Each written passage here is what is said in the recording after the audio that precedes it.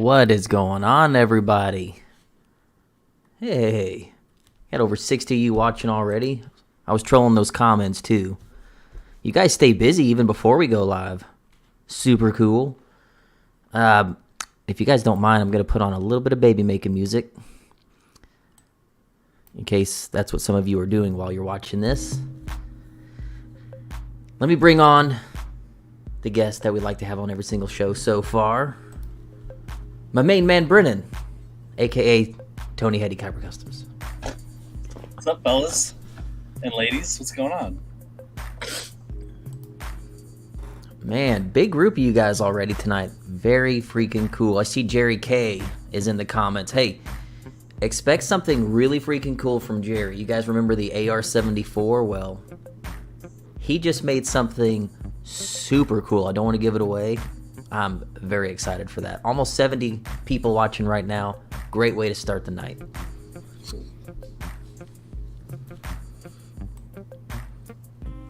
So, guys, tonight, I think, first of all, I just wanted to let you guys know, we've been so extremely busy with Third Pin and Clash Bash that, unfortunately, I don't have a video for you this Saturday. Might not even have one for you next Saturday.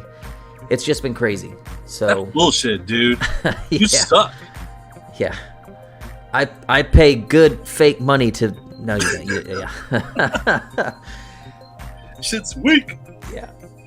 But anyway, so I figured maybe we'll try to squeeze a couple of impromptu lives in over the next couple of weeks to help ease the pain of no scheduled Saturday content. And it's going to help me relax before we go into Clash Bash, and then we leave for Red October. So a lot going on. Doesn't leave much time for filming at the moment.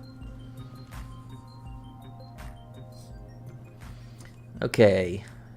Damn, there's a lot of you guys in the comments. Really quick, if you do want to absolutely have your comments seen and written, they go by so fast that we miss them quite a bit. All you got to do is leave a super chat. Eric Johnson, where you at, man? Let me go find this guy. If you do leave a super chat, it shows up top of the screen. We can't miss it. It's illuminated, as you can see, and we will absolutely get to that question. You don't have to leave a tip at all, but it guarantees that your question will get answered. And tonight, that's what it's all about.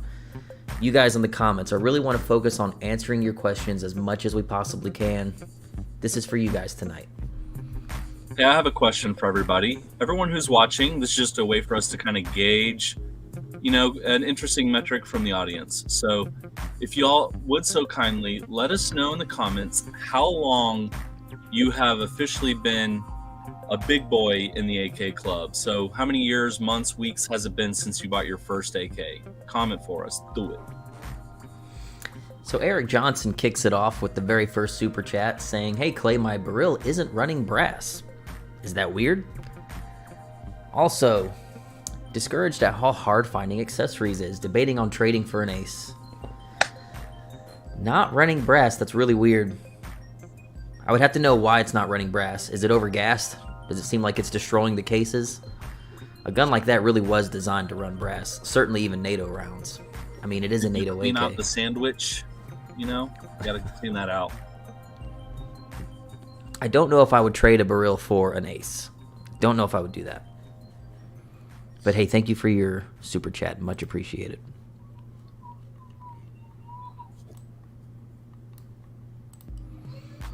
Jason Clayton, great last name. Fire in the hole. Thank you for that super chat, man. That sure means a lot.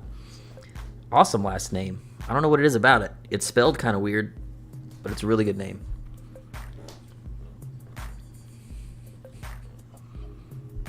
Okay, I'm going to backtrack a little bit and try to get to some of these. I saw some of you guys were dropping questions before we even got the party started. We've got some AK veterans in this game. 18 years, 2017, 30 years, D-Slag. Yo, dude, are you my dad? That's that dude that has stuff he's forgotten that he owns that we need to try to solicit. We got a couple of noobs here, too. Jonathan, 4 months. You barely popped your cherry, brother. But welcome. Tony, what country, in your opinion, produced the best AKs? Not based on price or collectability. What's the best? I know what I think. I mean, I think for the most part, anything out of Tool or Izmash Factory is something you'll probably want to give to your kid. But I've always had a thing for the Bulgarian stuff, but I think a lot of that's just because we've had access to it. It's been easy to enjoy. I would certainly agree. I think what I've had access to, Bulgarian, hands down. What most people would say, I think even Larry Vickers said, out of everything he's seen when they were making those, you can probably see it there, the AK Volume 1 and 2s, they came across a lot of AKs. Hello, Rachel's home. And he said that out of everything, it seemed like Polish and East German were like right there at the tippy top of just overall fit and finish and quality. And I will say, after playing with the 7.62 and the 5.56 barrel, fit and finish is like second to none. Those are some pretty clean looking guns. Mm-hmm. Hello. Hi. I'm home. Hey, Rachel. I think Morty got into the naughty drawer. What? Oh, yeah. What? Hold on. Hand me I that. think Morty got into the naughty drawer. Hand me that. Do you want to explain this? It's a wishbone. Oh, it's a dog toy. Yes. I thought Morty got it out of a drawer or something. My bad. Here, Morty. Call that one the shocker. Why is there a random fork in here? Hey, will you take him out and shut that door behind you? Come Thank on, you. Come on. Sorry for the delay. Yeah, so man, Polish and East German. I've never owned an East German, but I've seen a few in person. Those are pretty nice too.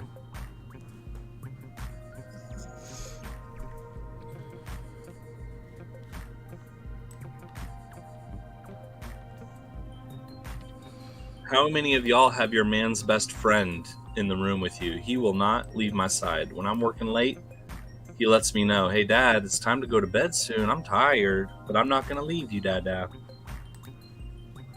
goodest boy. House of Lamar. Clay, I saw your video about competition shooting for training. What is IDPA? IDPA is it's a type of scoring. It's all pistol shooting, but IDPA is like a certain set of rules and a certain scoring. What's it stand for? What's the acronym? Oh, I don't want to say the wrong thing. Hold on. Don't look it up. You have to guess. International. International.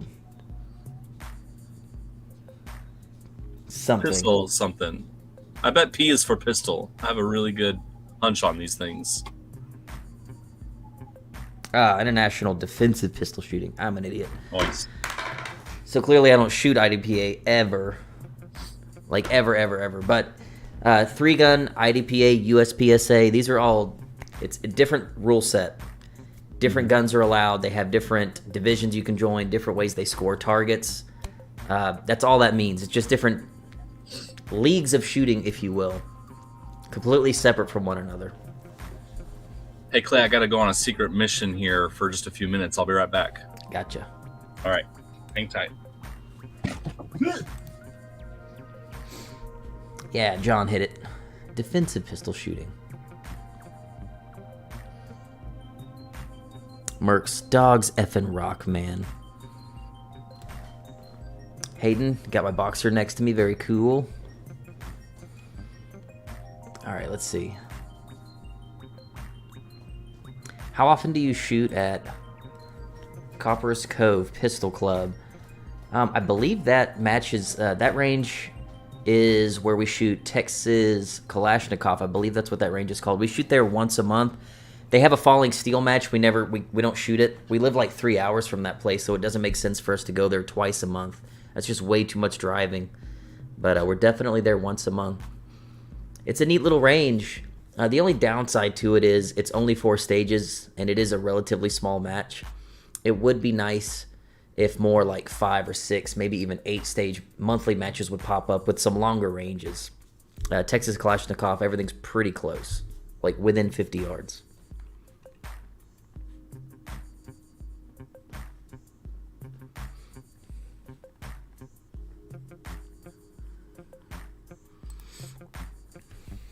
Ron, oh man, here for 37 years. I bought my first in 1985, a Chinese Type 56 underfolder imported by Glencoe.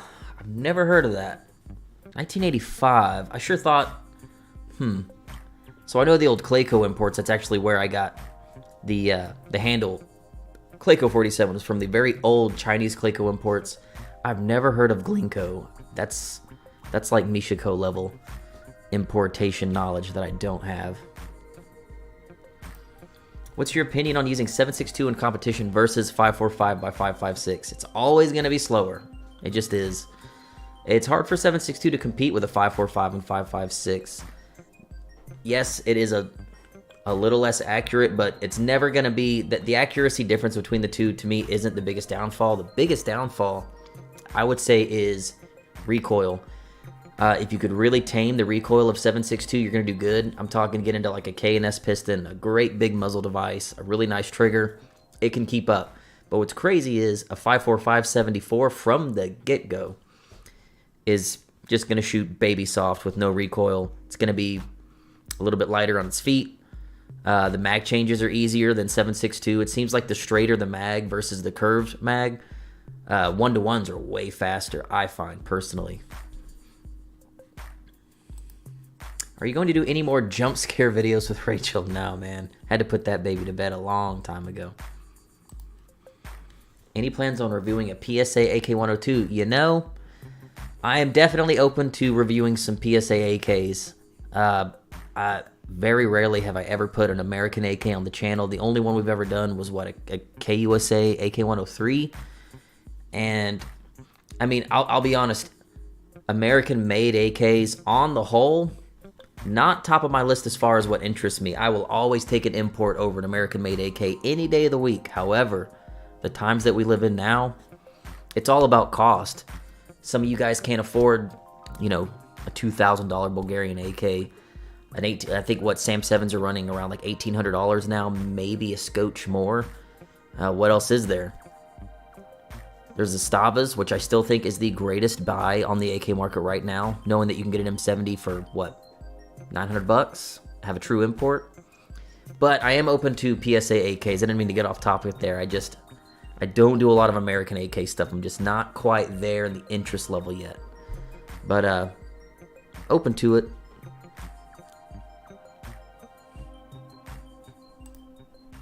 Saiga 7.62x39. Would you convert to a 104 style? 103? Maybe an SBR with a 12.5 with a combo block. Or 14-inch pin and weld. Man, a Saiga I'd probably leave alone. I'm assuming you have a sporter, so the sky's the limit. Something cool and Russian like that. Dude, there's too many other AKs that aren't worth as much that you can do something like that with. I would probably keep that at a 16-inch.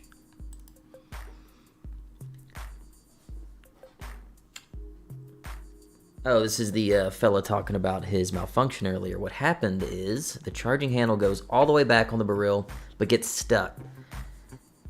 And I have to pull it back and let it go home. Possibly overgassed, runs steel fine. That's weird, man. That almost sounds mag related. If your bolt's getting stuck in the rearward position, it could be getting stuck on your hammer face. Maybe polish it. And keep in mind, stuck when you are shooting, or just when you pull it back and hold it there? Sounds like it's getting stuck when he's shooting. All I could say is mag related. It's getting stuck on the hammer, or brass case is notoriously way more powerful, like way more gassy than steel case. So maybe the overgassed rounds are causing issues. Steel case ammo is way underpowered compared to brass, so it should even feel like it's shooting softer with steel case. I don't know if that answered your question, but there you go. Thinking of getting a Z-Pap M70. Did you end up really liking that gun? I freaking loved the M70. I don't care who doesn't like Yugo pattern AKs. I know people talk crap about them all the time, but I loved it. Forget that it was a $900 gun. I've seen them go for $8. Forget the price. That was a really nice, well-made tank of an AK. And you guys saw, we pimped it out really easy. There's a huge aftermarket for them. And I almost won the entire match with it. And it was a borrowed gun that I'd shot for a day.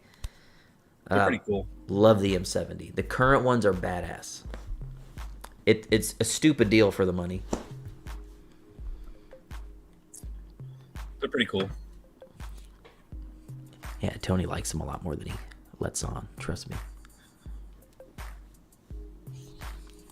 I think of all the Yugo guns, I think I'll always have a soft spot for the M72 RPK. I mean, it's just a pretty gnarly rifle. I love the fins and the heavy barrels. Obviously, I'm a little impartial because the one we have is just kind of a sweet gun. It's been really good to us. We haven't shot that thing in a while. We need to go shoot that. That would be a great gun to do a video on. Would be to talk about cyclic rate and how there's just things that can ultimately affect it. You can take two guns next to each other and have a completely different rate of fire depending upon, how the gas system is set up, running a KNS or running a rate reducer. There's like a lot of different things there. You could run them side by side and kind of show. That'd be cool.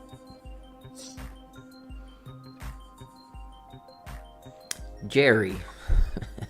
I got my first PSA 47 earlier this year. Love the platform. I'm guessing that was your first AK. And want to get something pretty nice without having to build a parts kit. What do you suggest? Man, questions like this are really hard to answer if we don't know your budget. To me, an M70 is really nice at 900, but to me also like a sick-ass SAM 7 SF or a SAM 7 fixed stock are really nice. That's going to get you closer to 1800. But I really, really like milled SAMs, and they're currently available.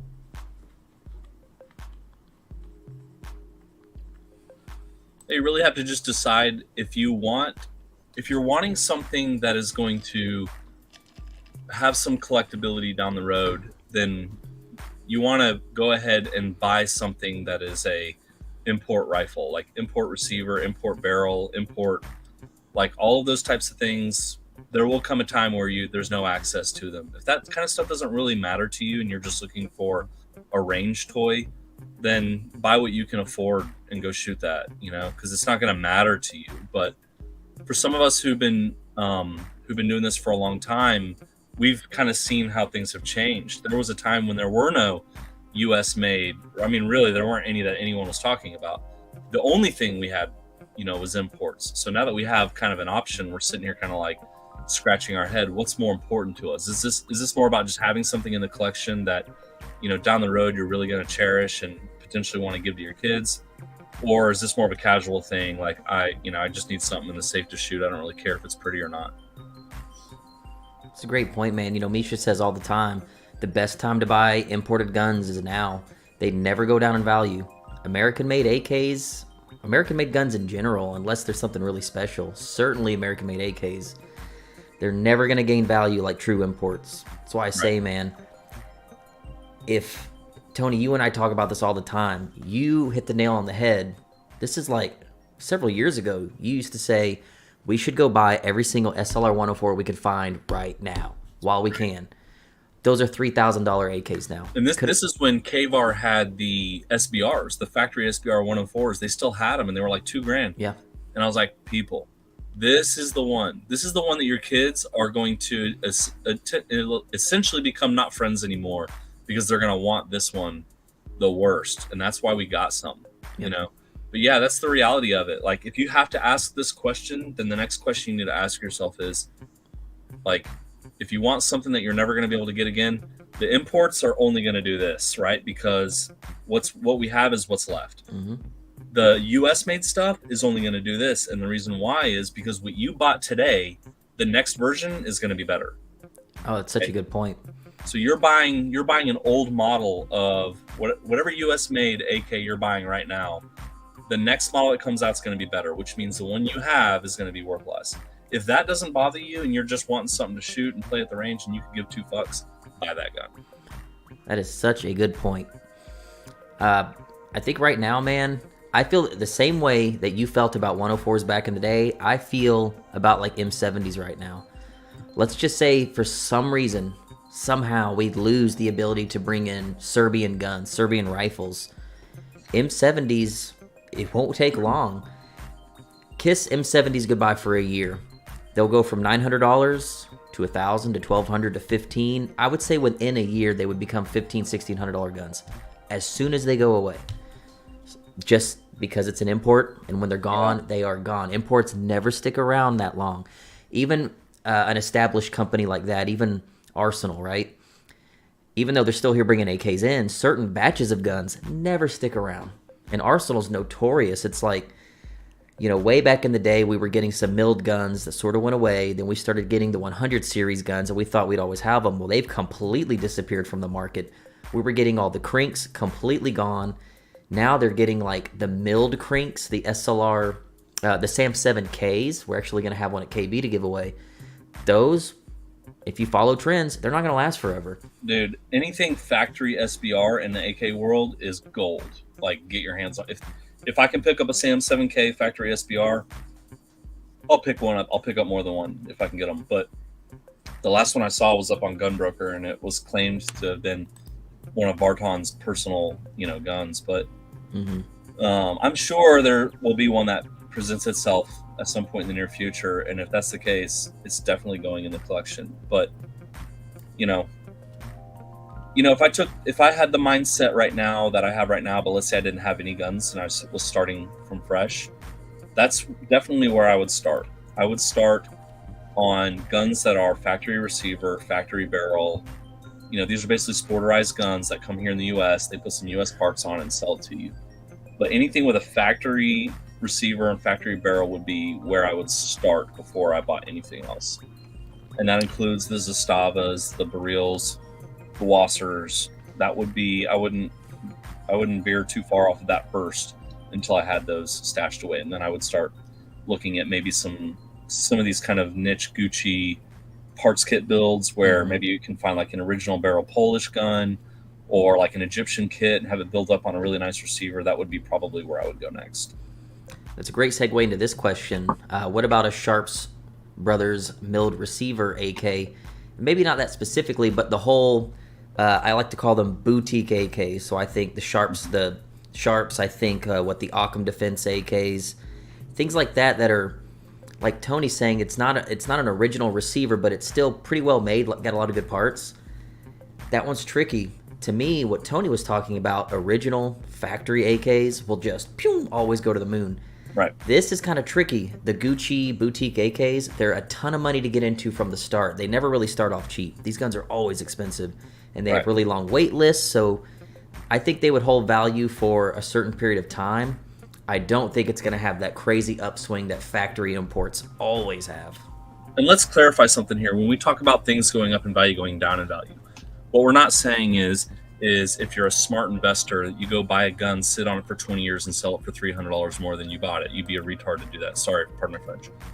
But that's not what we mean by going up in value. Like, go buy a gun, sit on it, because that's like the worst investment, buying guns and ammo and sitting on it for 20 years so that you can maybe double your money. You can literally go buy stuff at a garage sale and double your money in a week right now, selling shit that nobody cares about. So obviously we're not saying this is like an investment strategy here, but what we are meaning when we say the value going up is really, it's like having a collectible car, having like something that you like cherish in your collection. You know, when you're standing around a group of fellow AK enthusiasts, like say at Clash Bash or wherever you go, you know, there's something special about being able to say, everyone kind of pulling out their cherry out of their collection and going, hey, I got a lot of cool stuff, but check this out. You know, there's just like that flex in and of itself. You may not be able to put like a dollar figure on that, but that's really a special moment. Or when you got someone who's brand new into the world and they're like, hey, I just bought my first Zastava, and you're like, yo, peep this crink I got, you know? Yeah. Those types of things are kind of invaluable. So I think that's more or less what we mean when we're talking about things going up in value, going down in value, is how special is it? How unique is it, or rare is it? RK, thank you so much for the super chat. Guys, remember, I'm these comments are getting a little out of control. It is very easy to spot them when you do super chat, but it is not necessary. RK, thank you for that. He says Wasser strong. Wassers are dope. Man, I think the only reason Wassers haven't blown up in value is because they never really stopped being imported. They've always been available. That is a good, safe bet, man. A Wasser with a nice set of wood furniture. I don't know what's going on with some of the Wassers coming in lately with that weird, super gross plastic furniture. That stuff's terrible, but if you could find like an old Wasser tin, 63, those were the best in my opinion. Tony, somehow, I didn't even know it, he bought a couple Wassers the other day, and he's like, check out those Wassers, I threw them in the safe. He didn't even realize that one of them was built from a Sadu parts kit. Some of you aficionados in the comments will know all about the Romanian Sadu guns. Pretty rare, kind of crude with how they were made, but they're very rare in this country. Like a contract gun, I guess Cougar made contract gun. But. So Tony just bought one, didn't even know it, and it's in the safe. He's like, we're gonna make a beater full auto out of one of those. I'm like, I don't know about this one. This one's kind of scarce. We probably have in our safe 3 or 4 Wassers that we bought just for bullet hosing guns that will be reliable. These are guns that, it's like when we go to the range and we have a bunch of strangers that want to shoot our machine guns. Sometimes it's hard to put up like a gun that hey, if this gun breaks, it's probably irreplaceable. We have machine guns in our vault that are they're irreplaceable, but we did it for some stupid reason. I don't know why we post-sampled an RPK-74, but we did. But hey, that gun breaks, it's gonna not necessarily be an easy gun to fix. But those Wassers, we can convert those to machine guns real easy, and if they break, we don't care. So we have some of those for that purpose. We call them our bullet hose guns. These are just the guns that we don't even clean them. We just shoot the shit out of them. I still to this day don't know if that was the right move, post-sampling that thing. We didn't post-sample that one yet. We haven't done that one yet. Well, your RPK-74 is post-sampled. Yeah, but we had to do that. I mean, that's OG barrel, factory folder, unobtainium. That's pretty much a real, a complete Russian gun. You know what? Dude, we were just feeling. That's the gun Jim Fuller used to bring to Red October, and he would let a handful of really close friends shoot maybe 20 rounds through it. And now there's one in the safe. Pretty unbelievable. Derek Taylor, thank you so much for the. So it's always funny. A lot of people leave super chats with rifle calibers. 5.56, very well done. He said. Someone's talking about the Romanian RPK. I think it's worth making that an honorable mention. When we talk about Wassers, the AES 10Bs are like a Wasser with a nice girthy cock on it. So the Romanian RPKs with the carry handles on them. It's a little bit better than a Wasser. Nice. A little bit better than a Wasser. Derek Taylor, thank you again for that super chat. He says, guys, in the last live stream, thanks for watching the last one. We're on episode 3 now. Shout out. You mentioned FALs. What are the plans with them? I showed it on the last one. I just got my Davronov chest rig built for FAL mags, so I fully intend on shooting a match with an FAL soon. So we have one. We have one that's full auto that decided to commit suicide last time we took it out, but it will be fixed soon. It didn't commit suicide. The top cover completely blew apart, and the springs inside of it somehow got folded in the para top cover. Yeah, tomato. So, I did get the new springs in 3 days ago, so that gun will be running here very soon. I'm super excited. You also have a para model as well that I don't think it's just kind of stayed in the case. I've always got the cool old M-Bell receiver Belgian kit, the STG-58 that my dad will eventually pass on to me one day. That's always been in the family. I freaking love that thing. More FAL content to come. I promise you that. We just got to fix the one that broke. We do have a DSA gun too. It's a factory. I think this is the 13-inch. The para. The 13-inch para DSA gun that we haven't even shot that thing, dude. How many of these guns we've put in our vault that we haven't even shot yet, dude? I think we're a little pathetic. If I too many. There's some cool shit in that safe that you guys have seen the Scorpions. There's a couple of super sick Israeli Galils, an SAR and ARM. There's a very cool Norinco Hunter. If you don't know what that is, it's basically a Galil that takes 7.62 AK mags. Super sick. Also a machine gun. There's a Spaz 12 that we've never filmed that still drives me crazy that we've never put that on film yet. I even still have the Barney posters that we were going to destroy in the video. We just never got around to it. Oh, you've got the A-Team Fancy Folder Mini 14. There's there's so much stuff in there. So much cool stuff. If we end up post-handling that one, though, I think I'd like to chop the barrel on that and just make it like a little compact truck gun. Would be really cool. That one is neutered. It doesn't have the Bayo lug on it. That's why I say that. If it was not neutered, I would leave it alone. But I bought that without really paying attention. It might have been late at night and a little tequila or something. I have 2 guns in for review right now from viewers. I have a Norinco, I think it's a Legend. It's a Type 56 underfolder spiker that is just beautiful. and I have one of those Taiwanese. What is it? A T64? I think it's a T64. It's basically like the Taiwan version of a gas piston AR. Like the Wolf gun? Yeah, but like the OG. It's built from a parts kit. Nice. It is super cool. That's coming up in a future video too. All right, let's see. Let's go to a comment here. Let me see. Way too many to keep up. Guys, we got 130 of you guys watching, by the way. Dang. Super, super cool. Thanks for joining us tonight. Tony, I'm drinking a little diet Arizona green tea, 0 calories. Out of the very first tumbler that 11 Mile painted. I didn't even have a logo back then. He just sort of put a crink on there with my name around it. Nice. Very cool. I'm drinking this. Am I allowed to show that? Yeah. But I'm almost done, and then I'm switching to that. Very nice. Yeah, it is a weeknight. Do you guys run any Sega conversions? I think we've got like 1 or 2 Segas. I know you've got one you got off Gunbroker not too long ago, a 74. Yeah, I bought a 545 Sega as a host gun because I have an original 105 kit with a saw cut receiver that we want to do a re-weld on that receiver and use that Sega as the host gun so we can have a legit Russian 105 post sample. That's the game plan, but I think I still need to get that gun sent off to Daniel to get built up. Yeah. Shout out to Daniel at Halcyon Defense, one of the premier gun builders in Texas. Crad S13, we got a drift boy in our midst. He says, I have a 107 FR with an MRO, RS regulate mount, and a full-sized, full Zenit code out 104 UR with EOTech. Which one do you think would be better for competition? Man, you're talking to 2 guys that have ran the piss out of a 104 UR full auto at matches. Fun factor, 104. If you actually want to get something done, I'd say maybe the full-length 107. If you're running an optic on your 104 UR, that's a lot of fun. We did a 2-day defensive training with Center T, and what I did on my 104 is I put a Wolverine on it on day 1. That way I had to run like the heavier gun on day 1, and I took it off on day 2, and it was a dream. It felt like running around with a toy.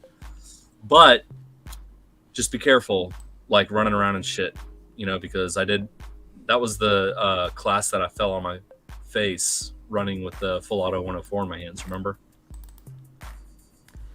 I do. In fact, everybody saw that. That's the picture of us graduating the class. Yeah. If you guys don't know of Center T, and look, we even Third Pin even did the shirts. I never wear the shirt because Rachel destroyed it with bleach. I know she's watching. Sorry, Rachel. Dude, mine's not bleached too. Dude, this was such a life-changing class for me. This is Dmitry Yormak, all the way from Russia. He and his wife came down. They did like a tour through the United States. I want to say they did like 6 or 7 locations. Brandon Herrera has a really good video he filmed when they came through his hood. We helped him get tickets sold. We helped him promote it. We did all the shirts. That was such a cool experience. That's Fred with Saberworks. If you guys know about like the KOP mounts, that's him being lifted up in the air. This was such a cool experience, man. It's just a shame due to current events we'll probably never see him again. What a rad dude he was. Hey, I want to address a comment here. Lucas Blanchard. I don't know if it's Blanchard or Blanchard, sorry, but Lucas. He says, man, y'all are talking about a whole lot of stuff that I'm totally clueless about. I just want to get a basic first AK and learn about upgrading it over time. So maybe this is like do you mind if I speak on that question, Clay? Yeah, speak on it. Then we have 2 super chats I want to get to. Okay. I'll make it really quick. So the AK world, you've stepped into a world that's very fascinating, but it's very, I don't want to say very complex as a way to discourage you.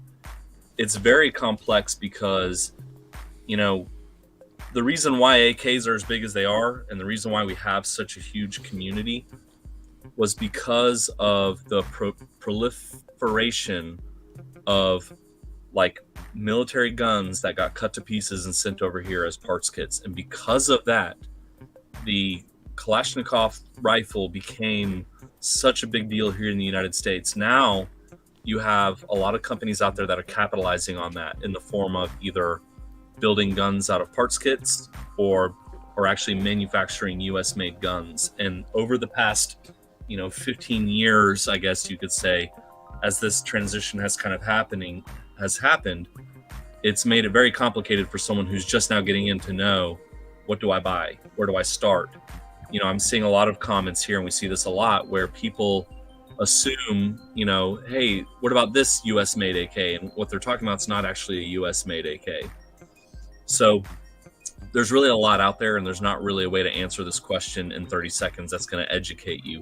But what I can do is I can provide you with a couple of really good resources where there are years and years of archived information you'll get lost reading up, and it will really help you to understand how things have evolved, where we're at today, and help you to make an educated buying decision. So AK Files, akfiles.com. I know that it's not necessarily an easy forum to get approved and become a member of, but a lot of that forum is public, and you can read up and read. And there's an enormous amount of information there. There's also some decent, if you're okay with social media, can sometimes be a little bit of a drag, but Facebook, Instagram, and Reddit have pages out there with AK-47. The thing about that is you just have to be patient. You have to learn how to use the search functions, and just take your time. And I promise you, if you take your time, don't feel like you have to know everything in one day. I've been in this game for like 15 years, and I'm still learning something new every day. And Clay's been doing this for a long time. We're still learning something. There's still shit that pops up that we're like, really? I didn't even know about that. So just take your time and enjoy the journey of learning about how the Kalashnikov, the US made, and the military guns that have come over here, how it all took place, who've been the big players in the game. There's a lot of companies out there that we used to buy from. They're not even around anymore, and some of them are still around, like K-Var, Centerfire, AK Builder, R Guns. A lot of these companies that we've been buying parts kits and guns from for many years are still around. So just take your time and enjoy the journey, and you'll learn it in time. And then you'll realize you can't just stop at one gun. You got to have them all. So good luck. And I'm glad you asked that question here, because on Facebook, 50 people would scream at you and say, do your research. Robert, thanks for the super chat, man. Why does the third pin make 762x39 spam can shirts? I know it's been done before, but I'd rather buy them from you instead. Well, I appreciate that, man. I don't know. We've never really thought about it, have we?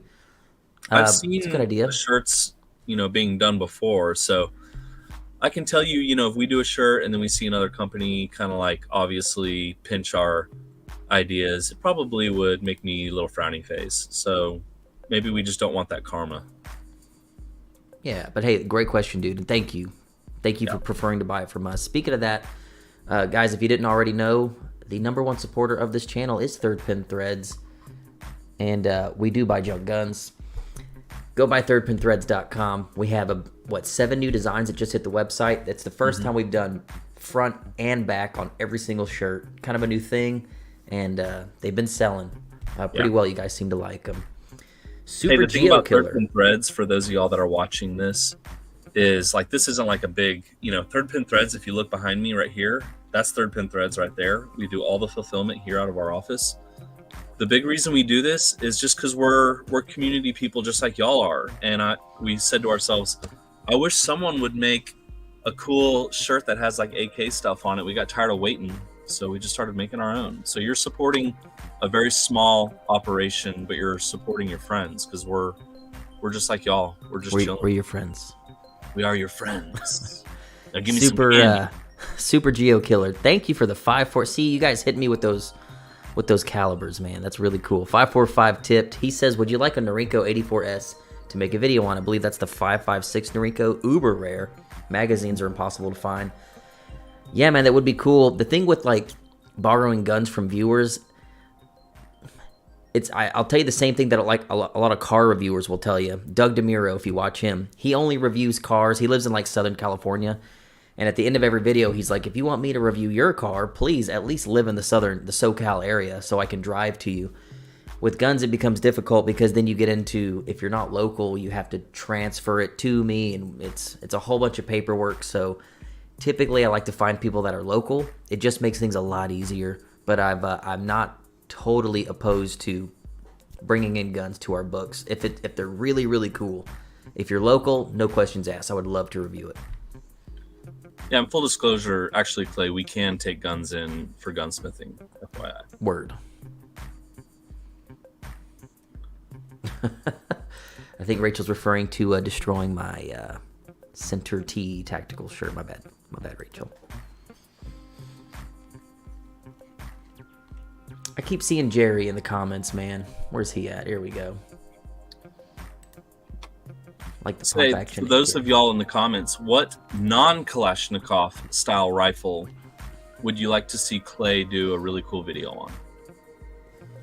Someone said, how about an Egyptian Mahdi? So, you might not have known it, but the Khyber Pass machine gun we have is a Mahdi kit. So you've been watching one this whole time. You just didn't know it. Plus, we have that one with the crutch folder in the safe.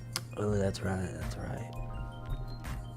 That would be a cool gun to do a review on, because both the Mahdi Pass and the crutch folder are Arabic kits. So they've got the Arabic sight leaf, trunnions, rear sight block. They're like legit. VZ58, I get this all the time. I got to get my hands on a nice like checkpoint VZ58 and review it. Valmet, I cannot afford. I'd have to borrow one. Hey, did you see the Iron Curtain just posted all those Valmets on their page? I'd be willing to bet you that we could probably do a little loaner on one of those guys for a video. That would be cool. Oh, yeah. Ooh, here's a good one. How about a G36 video? I think we can accommodate that. Yeah. Just know they're going to go super viral on Facebook. Yeah. Everyone's going to go, cool airsoft gun. No, it's like a bunch of people from like Australia and New Zealand that are up my ass. FAL. Yes, FAL content coming for show. Yeah, we definitely need more FAL content for sure. Mini Jack. Everyone likes FALs. We just got to do it. You know, we live so close to AOA. I just need to start calling those guys. Be like, yo, send me a couple guns so that I can film on them. Make a films. A Persian Mauser. I know what a Mauser is. I don't know what makes a Persian Mauser so special. I think also a really good video on SKS would be, I know you've done a couple of them.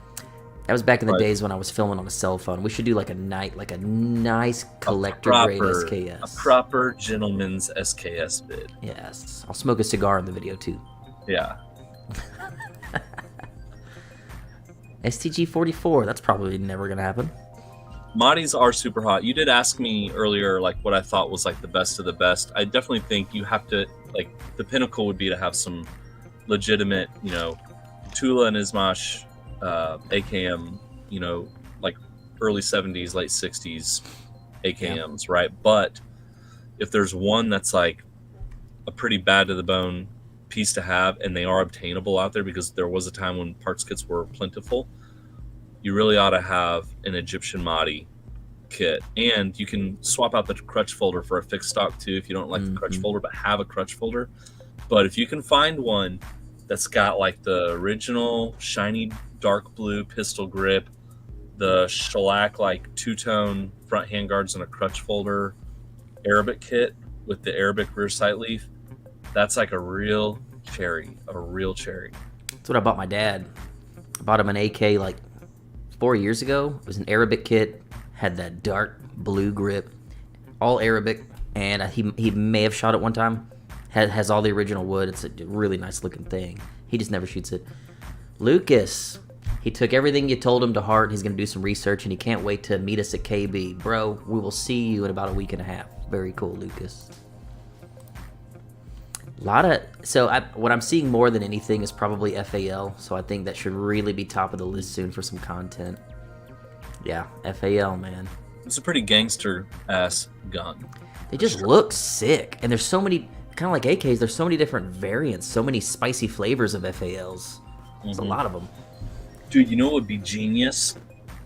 Imagine if you took Kalash Bash, and instead of making it AK only, let's say that you had folks come out with their like G36s, their FALs, MP5s, like just like their OG 80s, 90s, like movie guns. Comment if you're listening and you just heard what I just said. if there was a competition match event where instead of only AKs, it was like the 80s, 90s, just badass movie guns, would you Like, come? probably the era, the greatest variety of guns, man, is that pre-ban era. Yeah. 80s guns, dude. And what would you call the event? You know, that's something that is super interesting to me in a world of polymer guns, right? In a world of free-floated AR-15s and polymer Glocks. It is so refreshing to really get into some super cool 80s goodness. Your Styrogs, your 550 series stuff, your H&Ks, your roller lock guns, the FALs, even stuff that a lot of people overlook. Mini 14s. There's some dope pre-ban Mini 14s that have bayonet lugs and crutch folders. You know, the VZ58s, the SKSs. There's a lot of variety from back in those days. Ooh, Mac 11. Good comment. Ooh, subguns. Dude, those would be G as fuck. Yeah.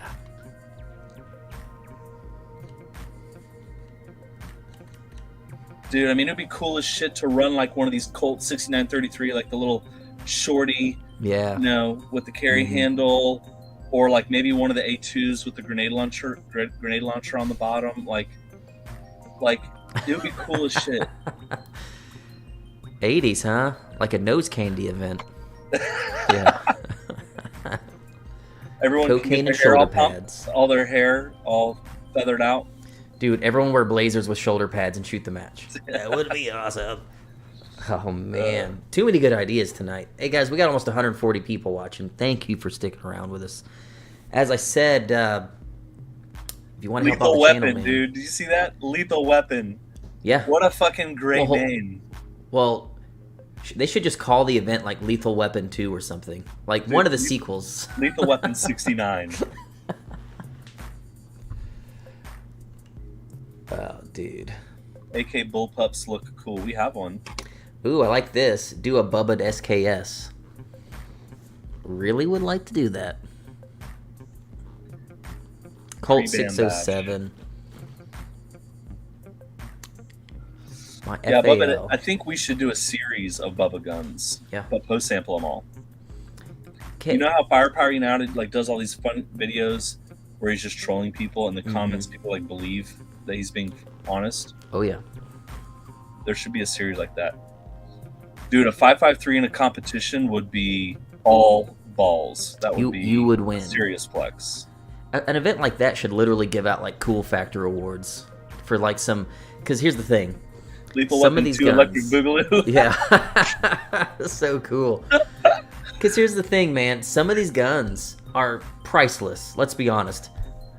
Like a real Swiss imported 5.53. Most people that buy those are spending, what, 7-8 grand? They're not going to come shoot them at a match. If a match was cool enough to bring something like that out, your Safe Queen, your Unobtainium pre-ban stuff, what would you call a match like that? Like, what would you call something that you would dust off the Valmet and bring it out to Dude, shoot? I love the Lethal Weapon 2 Electric Boogaloo. That Yeah. is such a fucking great name. Yeah. Nice one, Scott. Very nice play. Oh.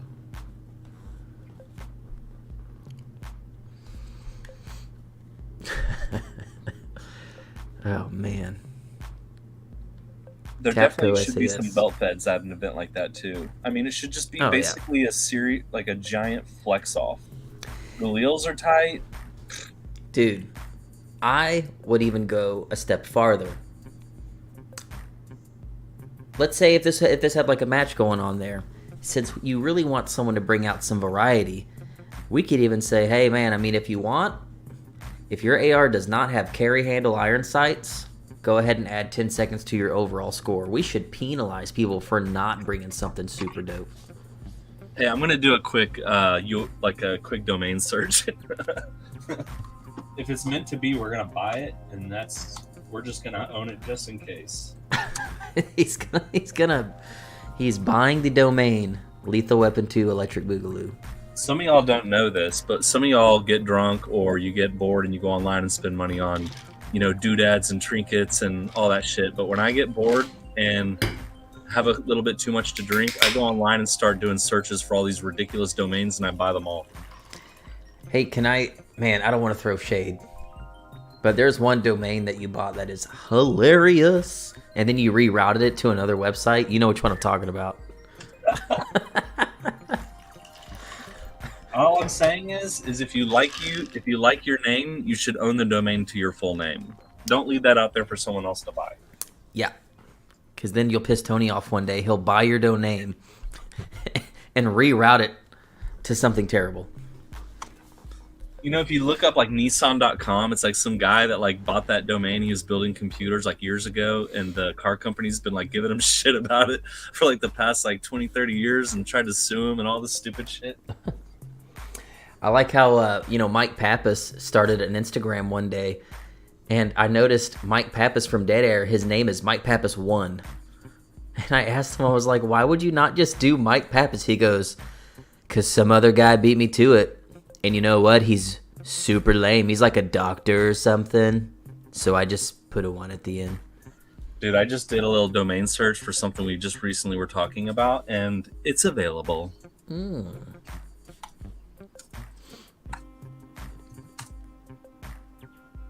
Oof. See, a lot of people are letting us know where they're coming from. We got people watching from Nebraska, Charlotte. Where are you guys watching from? Dude, Who lives the farthest away right now? listen to some of these ridiculous domains that I own that I got such a really good deal on that Yeah. no one thought of before me, and I bought them. Listen to this. AK-47 porn. Nobody bought that. Okay. Gangstergang.com. That's all your boy, dude. Yeah.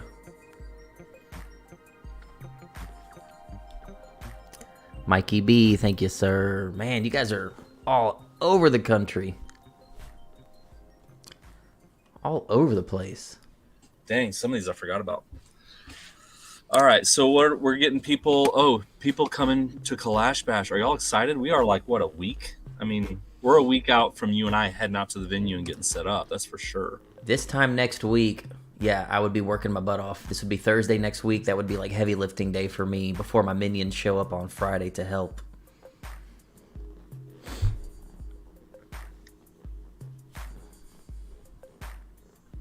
Hey, speaking of drag show, someone here commented, Too Many Choices 1 wrote, Safe Queen Drag Show. Ooh. We were talking about something drag recently, and it did not involve wieners. I mean, you could have a wiener and still do it, though. Yeah, oh, for sure. No one would judge. In fact, there would be 2 wieners at the same time, technically. Technically, yes. Kind of like a sword fight.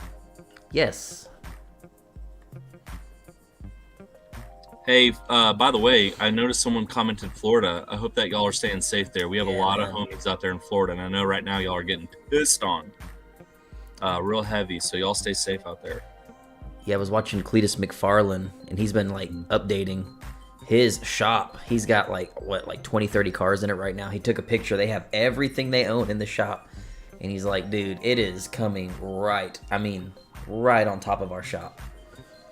So hopefully Cleater doesn't lose his shop. That would be pretty bad for him.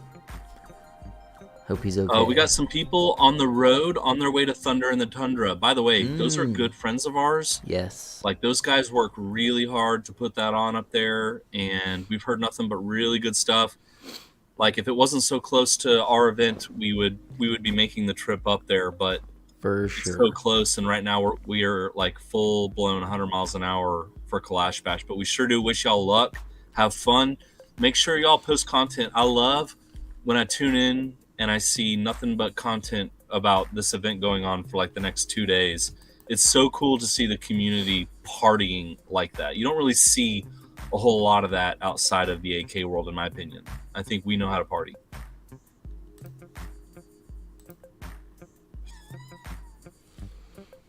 Matt, always learning. Y'all should raffle off a trip to KB and sell the only ticket to me. I'm so jealous of all of you that I can't freaking stand it. Man, some people move mountains to go to these events. I know back before we were doing Kalash Bash, I would save all year long to have money to save up and go to AK matches and events and I would drive until I couldn't drive anymore. Like, we would do it. Here we go. Check this dude out. My man, Tactical Shooting. I shoot with this guy every month at Texas Kalash. He is on his way right now to Thunder on the Tundra as we speak. Go check out his YouTube channel too, by the way. Tons of really good AK content.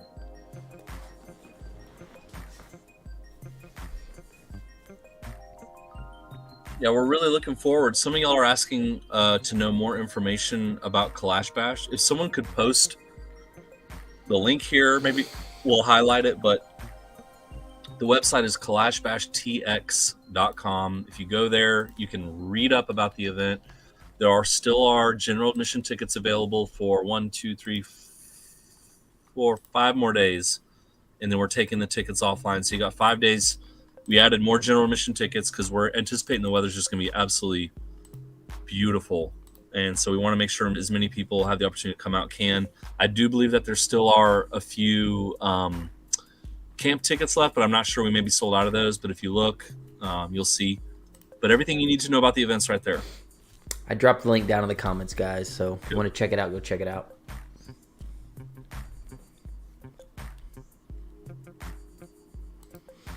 He says, man, I'll make it happen next year. Already moving mountains to do it, but not making it this year is killing me. Well, lucky for you, there's going to be a ton of content coming out of this year. I'm going to go ahead and you guys are the first people to hear this. We're actually going to have Classic Firearms, Clint and crew out there filming a full-length video on the event. So eventually, hopefully, they don't keep it too long. You'll see the Kalash Bash event on that page. We also have our own film crew out there making a lot of content. We have Josh Freilich out there making content, and a lot of you guys will be there making content. I expect this year there will be an overload of Kalash Bash content. I'm going to try to get something filmed too. This year is probably going to be, I mean, I think every year is the most insane it's ever been, but something about this year has me feeling that it's going to end up being like one that you probably have dreams about, you know, for many, many years. It's going to be that freaking good.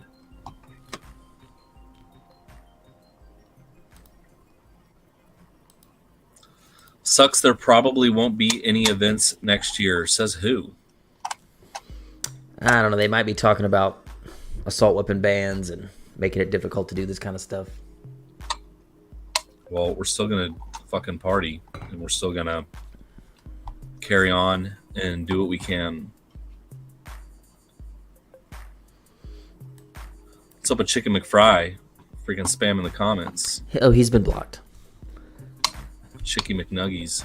Take it easy. Nobody has a favorite steel-cased ammo for their platforms. I think we run it all. Dude, whatever's cheapest at the time. Right. I'm not picky. There's not a single one we don't use. Yeah. Well, we did buy a big pallet of 69 grain RAS ammo that works in one gun that we own. Nothing else. Oh, you know, it's funny. I shot a match last week, and this guy's 74 was going down like crazy. And he overheard me talking about 69 grade, and he was like, what'd you say? And I told him. He's like, holy shit. Yeah. And he had that day. And that's a good point. There is one steel case that we've had shit luck with, and it's the 69 grain Red Army Standard. It's run in our original Bulgarian barrel guns, most of them. But it does not run in the Galils. It only runs in the crank. If you remember, dude, it started to jam up pretty bad in your 74 RPK at Kalashnikon. Right. And like I say, just last week there was a guy that had it, and he had a PSA 74, and you know, those have had issues. He thought he was having some problems with the gun, had 69 grain, and I told him, dude, it's not your gun. That stuff's just, it's not going to work.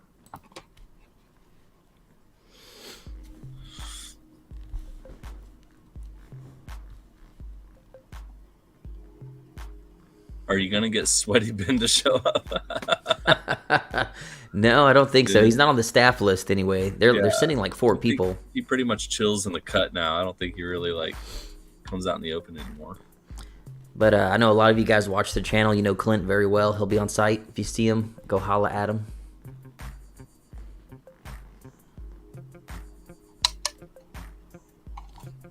Who has cheap 545 ammo now? nobody.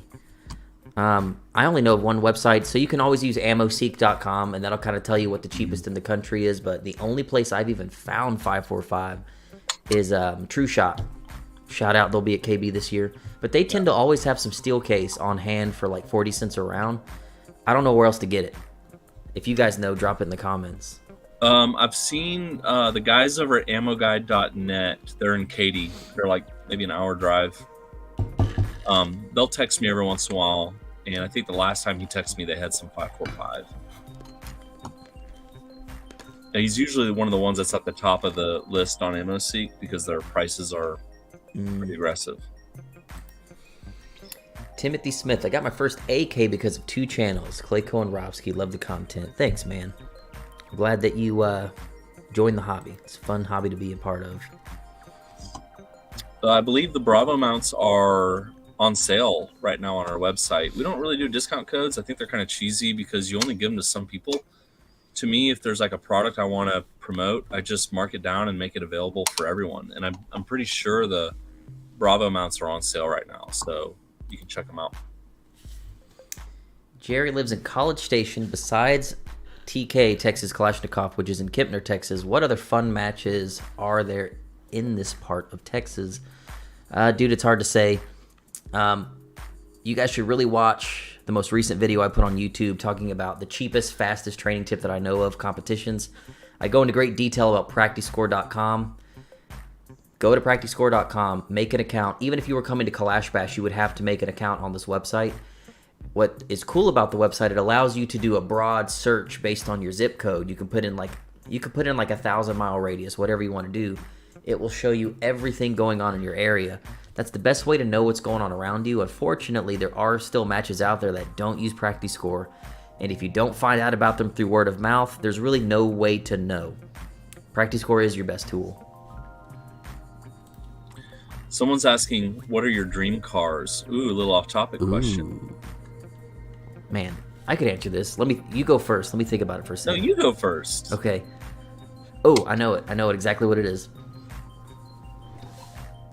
It's not a very expensive car. I just think it's cool as shit, man. I would say Dream car. So on one, I used to say all the time it would have been a stick shift CTSV wagon, supercharged LSA. Didn't make very many of them. They had a few really rare. They're like crazy in price right now, dude. They're like 50, 60 grand. But they're freaking awesome. It is just such a cool looking car. However, the Fox body guy in me would take a 93 Cobra R. An R. They only made, I think, with the big spoiler. They have a big spoiler. So there's a bunch of 93 Cobras, but they only made, you Fox body guys are going to kill me, I think a little over 200 Cobra Rs. These had like gutted interiors, no back seat, no AC, no radio. As factory race cars, they could have made a Fox body. It is the pinnacle Fox body.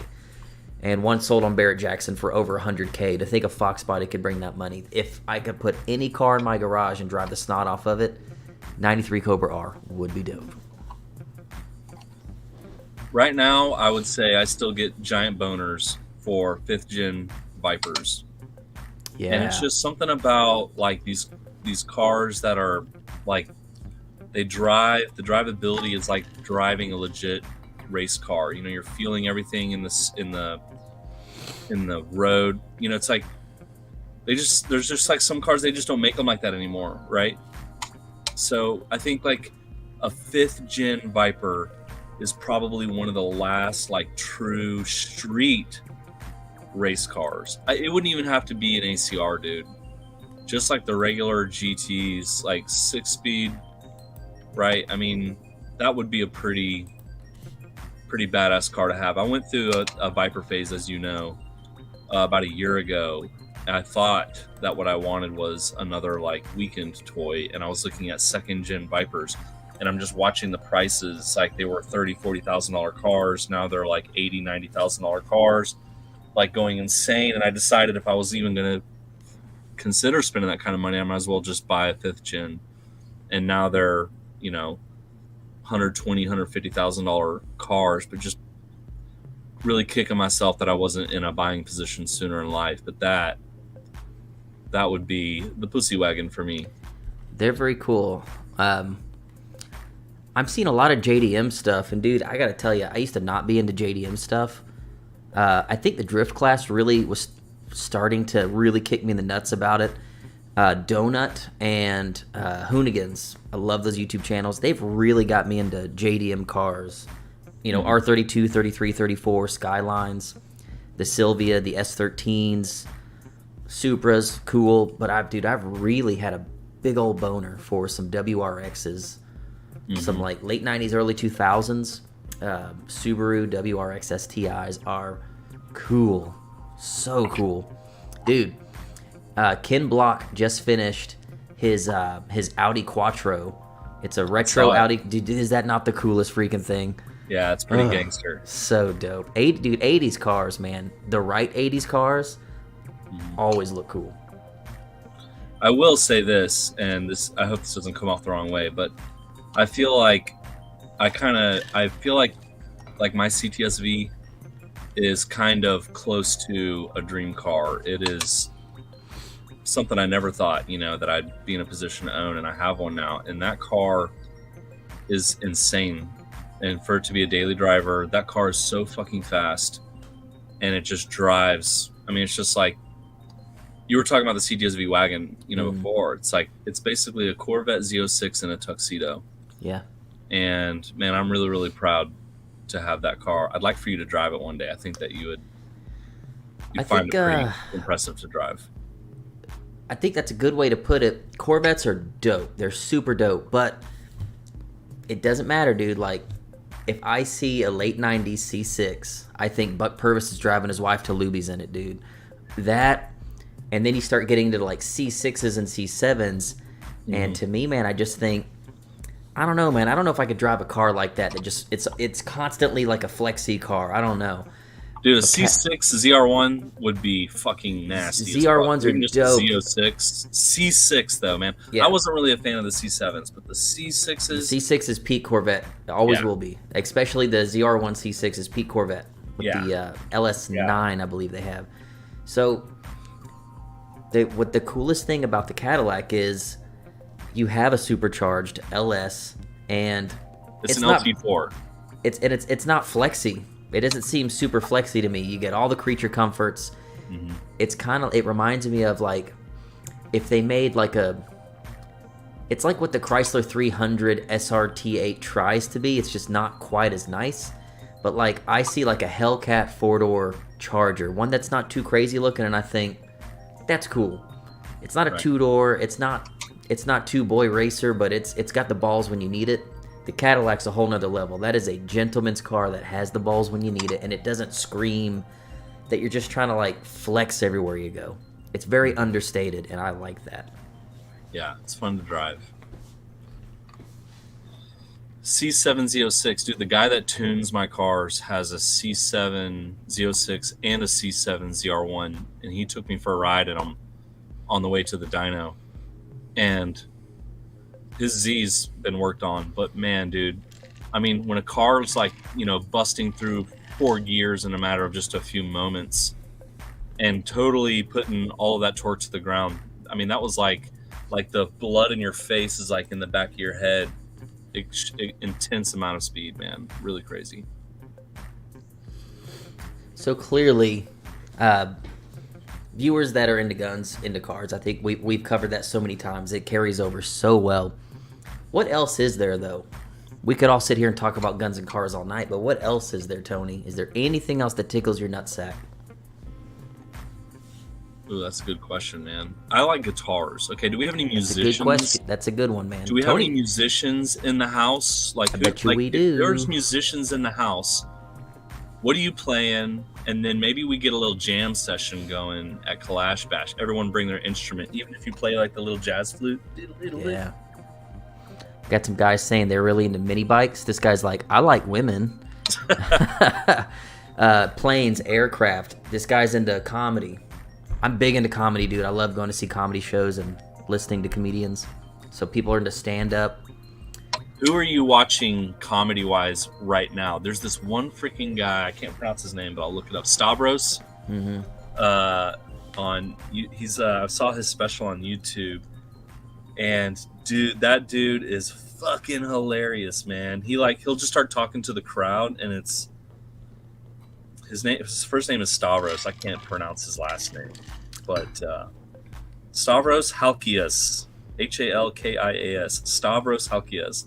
Look that guy up. If y'all are into comedy, look that guy up, dude. He's so fucking hilarious. Dude, I just sat through an entire episode of Your Mom's House today. Tom Segura. I could never not listen to Tom. And Christina P. Yeah, he's a good Love one. those two. Bert Kreischer's always a go-to. Man, who else? Who do they have? Oh, you know who's making Hannibal Buress, awesome stand-up comedian. Now he raps, and it's like not bad. Dave Chappelle's an easy one. He's good. Bill Burr's a good one. Yeah, always loved Dave Chappelle. RC cars, that's cool. Dude, I went through. I don't even want to call it a phase because I feel like Andrew that's Tate. disrespectful. I used to be into RC cars hardcore. Dude, I think that's cool. Video games is another big vertical with guns, obviously. Yeah. So, Tony, I know you're kind of beyond gaming. At least I've never really seen you play many games. What was the last game, if ever? Some people just never really got into it. What was the last game that you really sunk your teeth into, even if it was 15 years ago, 20 years ago? When I lived in Atlanta, Georgia, I lived in a house with like 5 of my best friends, and we would all get and go up into one of my buddies' rooms, and he had Modern Warfare 3 on Xbox. I'm pretty sure. Yeah, it was Xbox. Yep.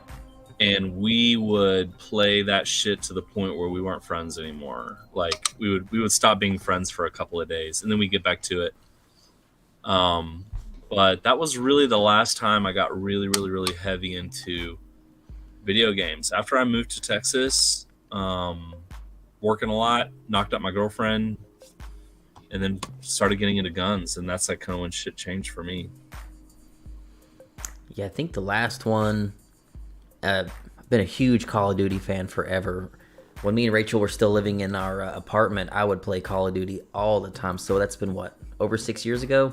Haven't really gamed much since then. The one game, the last one I played that I'm glad it's the last game I really got into, and then I kind of put gaming to bed because I just don't have the time, was Red Dead Redemption 2. Hands down the greatest game I've ever played. Best story. I felt like I was living in a movie. It was awesome. Doesn't really hold a candle to the greatest game ever created, Call of Duty Black Ops. The first Black Ops. Hands down the greatest shooter ever. It's nothing but Cold War era guns. The storyline was cool. It was all Vietnam era. It was just so badass. Loved every second of it. That's probably the game I have the most man hours on is Black Ops. Well, the most man hours probably would have to go to GoldenEye, dude. I came home from middle school, dude, and my friends and I would go straight to my buddy's house and play 4-player till it was like beyond dinner time. Talk about losing friendships. Dude, I see someone here that says I'm working on my helicopter license. Dude, that's pretty badass. You know what's funny is my dad, like I saw pictures of him when he was 30 years old. My dad had a Datsun 240Z and a little Piper II prop plane. I'm like, you were 30 flying a plane around? And he was like telling me all these crazy ass stories. And I'm thinking, dude, my dad had his shit together at 30 years old flying a plane and stuff. I think that's a badass. That is a badass play right there, Militant Roots. To have a helicopter license, to be flying and shit. Fucking, that's awesome. Nice job. Yeah, really freaking cool. So let's go back a step. You touched on guitars for a second. Not a lot of people here in the comments know that Tony is a very talented guitar player. He doesn't show it much, but he sounds really good. Well, for as long as I've been playing, I'm not really good at all, but I never took lessons and I taught myself, so I probably just play with really bad habits. But I like playing. I like playing drums too, dude. We're talking about a workout with some cardio. Oof. RIP your eardrums, but damn, dude, playing drums is a lot of fun. A lot of people talking about motorcycles, man. Motorcycles. People like getting out there and just cruising, dude. Getting outside. Shout out to the people that like to hike and go out and camp, dude. Clay, we should do like a really cool. You know, what would be a cool video to do? would be to do a video on something that we know nothing about, but then Oh, yeah. do a follow-up video as we learn. We should learn bushcraft. That would be so fucking cool, man. You know what this reminds me of? Did you ever watch The Sopranos? I think this was on The Sopranos. It's like 3 of these wise guys. They go try to camp. And, man, this wasn't Sopranos. Shit, it might have been. It's these 3 wise guys, and he's like, yeah, I want to get into... I'm going to go buy a horse. Yeah, I don't know. I'm just going to buy a horse. Buys a bunch of horses. Knows nothing about them. Just whatever. Pisses money away. They go camping, so it's all these gangster dudes with like their slacks on and all their wife beaters tucked into their pants. And there's a raccoon trying to steal their food, and they're like, get out of here! And they're shooting the raccoon with guns, and they're just like, fuck this shit! And they pack up their shit and they get out of the woods. That would be like that's probably what we would do. Yeah. I just think it'd be cool to like, this is probably something that not enough people know. Like, if you really thought about this, all right, if you had nothing, no food, let's say that all you had in your pocket was a Zippo lighter, how long do you think you would be able to survive? And I'm not talking about your backyard where you can be like, honey, bring me some soup, right? Yeah. I'm talking about like out in the middle of the fucking woods. How many days until you lose your mind? I think the average person out there would be fucked in the first couple of hours, including me. I mean, I would certainly try, but there does come a point where you literally lose your mind. I will say, though, something about being into guns probably has led most people, to be a little outdoorsy. Mm-hmm. Let's say you're the type of person that ain't into guns at all. I think that person would die in the wilderness maybe a day or two before one of us would. Maybe. I don't know, dude. I know a lot of crunchy people who would do very well out there that ain't into fucking guns. But yeah, look, so nice comment. Someone says, I'm practicing some bushcraft tonight if I'm lucky. Very nice. That was pretty good. Yep.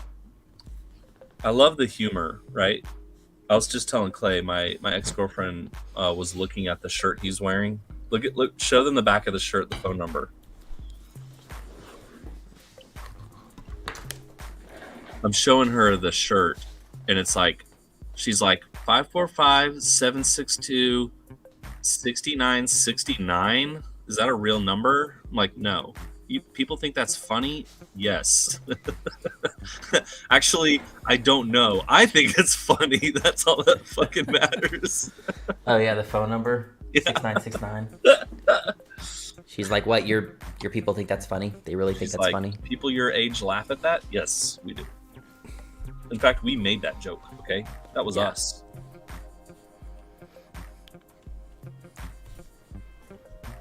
Justin Johnson for cool guitar stuff. This might sound very noob of me, but what's the music is win?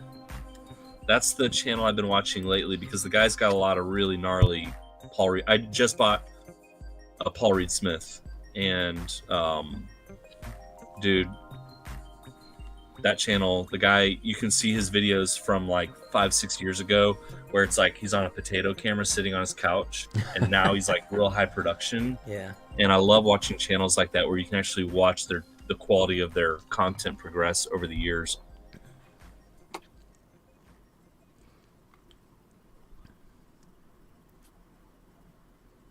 Can you send me some Whataburger? Clay, I think you need to get his address and let's send him some Whataburger, like legit. I need to do that to you one night we go live, just Uber a bunch of random food to your house. We should do like an Uber war, right? Oh, yeah. I'll just send like 20 pizzas to your house. But I've got your credit card info, so. Dude, when I was living in Miami, my roommates and I would get like either shit-faced drunk or maybe a little too high. And we would have this thing like where the guy that was like delivering our food, we try to see how long we could get them to hang out with us before they were like, give me my money, right? And dude, we had this one guy, he was like the nicest guy, and he just did not have the heart. But we used to call this Chinese restaurant and order like 4 poo-poo platters just to like, be stupid. But Dude, this one guy, man, I think we had some type of sports, thing going on the TV, but that guy hung out for shit, dude. Almost 30 minutes before he was like, hey, I gotta go.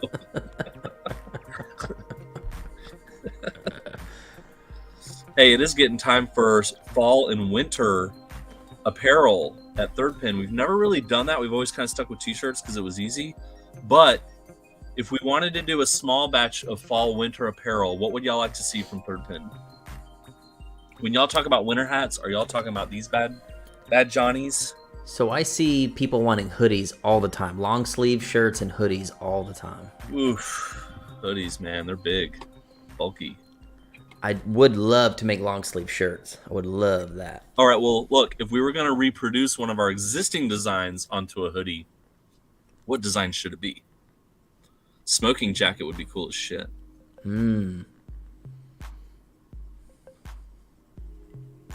Everyone wants balaclavas. Yeah, I mean, we can do balaclavas, but how do we make them not like the cheapy one? It's like everyone can get them on Alibaba and stick stuff on them. I think we should do something really cool. What if I had a secret pocket, or this thing has a light on it? I need to charge it. But we could do a balaclava with a light on it or something cool. That might be kind of fun. Long johns, dude, nice. We should bring the long johns back that have the butt flap in the rear. No, dude, we should bring the long johns that are a onesie with a butt flap. Yeah. Dude, I'll be wearing that shit on Christmas morning for sure. Yes. We can do a balaclava, y'all. 80 sports jacket. Like a green jacket from Masters or something.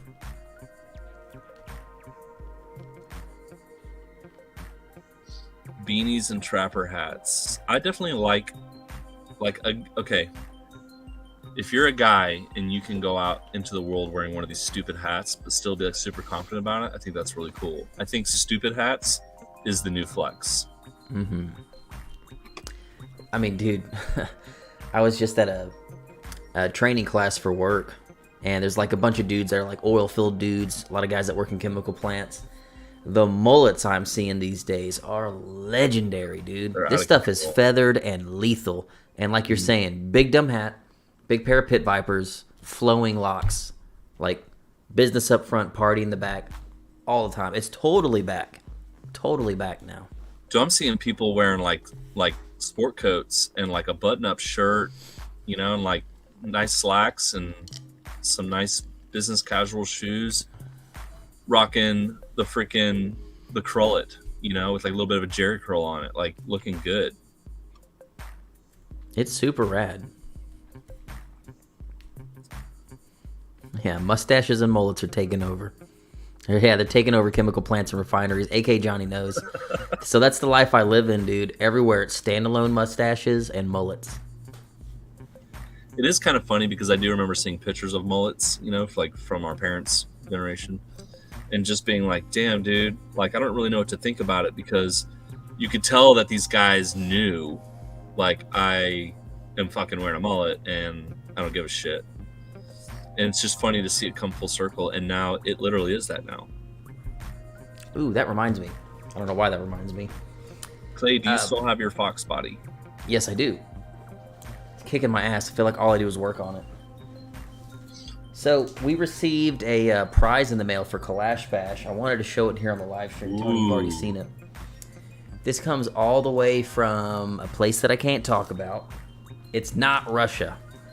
So this is a guy that has contributed to Kalash Bash It's last not year. Nigeria either. No. For those of y'all wondering. Nope. Definitely not made in China. This is a denim chest rig from Tango Tactical. How cool is that, dude? Made from an actual pair of Jay Leno's pants. Super sick.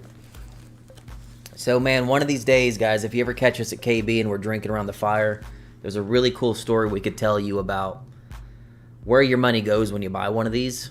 Mm-hmm. We just can't talk about it here with the whole conflict and everything going on, but it goes to a really good cause.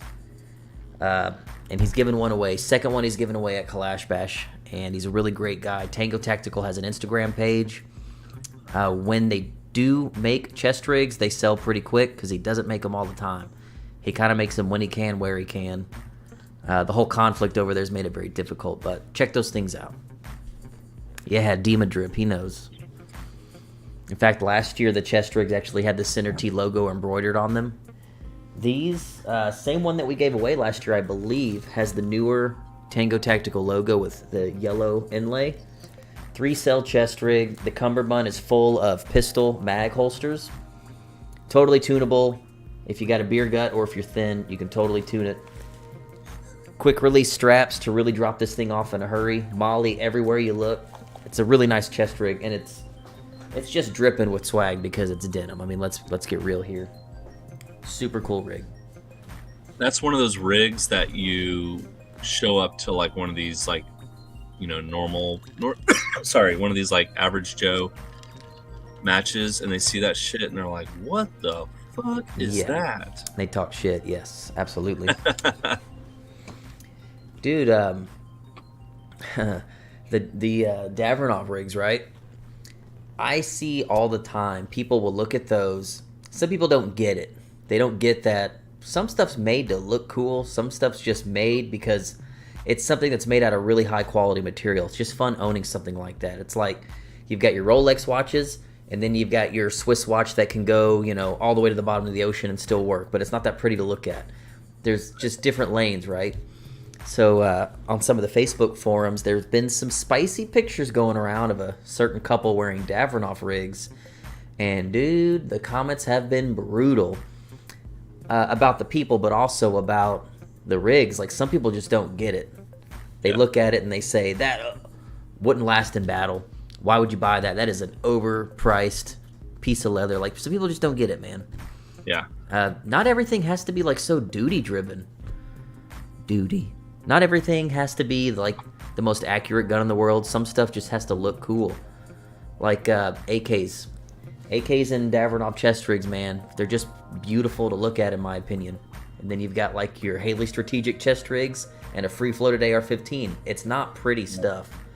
It's, you know what I like to think of a Davronoff chest rig would be if you literally didn't have a chest rig, and let's say that you were like in a post-apocalyptic type scenario where you needed to construct one, and the only fabric you have is like some busted ass couch, you know, cushion, and you've got like an old leather jacket that you swiped off some mofo that you don't wear, it's too small for you, and you had to like somehow come together and like pull buckles together and do all that shit. But let's say that you were good at sewing and you were good at that stuff. That's what like a Davronoff, that's what your chest rig would look like. It would look like a Davronoff. Like, you just kind of purpose built this based off of what you had available. It's not really, I don't know. I mean, I guess some of the ones he does, like with like the snake skin and, you know, some of that stuff's pretty like crazy over the top. But the ones that I have look like something, you know, you would construct if you just had limited supplies and you needed a rig. Yeah, man.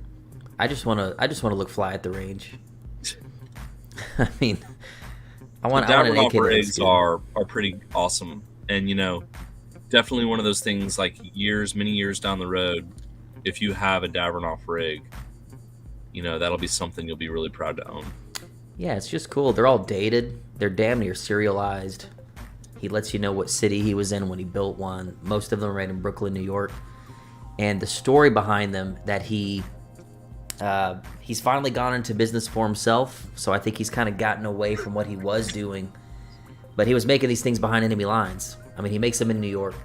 And he's even said, I can't let a lot of people know that I make these. I got a lot of friends in the fashion industry, and they would disown me if they knew I was doing this. So it makes him extra cool. Someone said, I'm currently working on a chest rig made out of FR shirts and grandma's curtains. Dude, I will buy one, okay? I want the gaudiest like print grandma's curtains, and I will be your first customer. Timothy Smith, Davronoff always sold out. Hey, he just built a website, so don't pay attention to Instagram anymore. It would be cool if we could send him some swatches, or send him like some old like windbreaker material, and ask him if he could do a custom, you know, rig for us one day. Yeah, he could do like a North Hollywood rig, like sew in stopwatches onto it, sew in some windbreakers, provide a balaclava with it. That'd be pretty dope. I think my favorite feature on a Davranoff rig, I've got 2 of them. I really just wanted something in this top grain leather, so when it came up for sale, I grabbed it. But the 2 cool features of a Davranoff rig is, for me, I love the alpaca or the wool or whatever shoulder straps. It's a really nice touch. And then the second thing is that right there. We didn't really get a great, view of that last time, but every rig is numbered and tagged, with this little swatch of leather, and it's dated. It's pretty cool. Yeah, Rachel just got a new one too, a Powerline themed rig.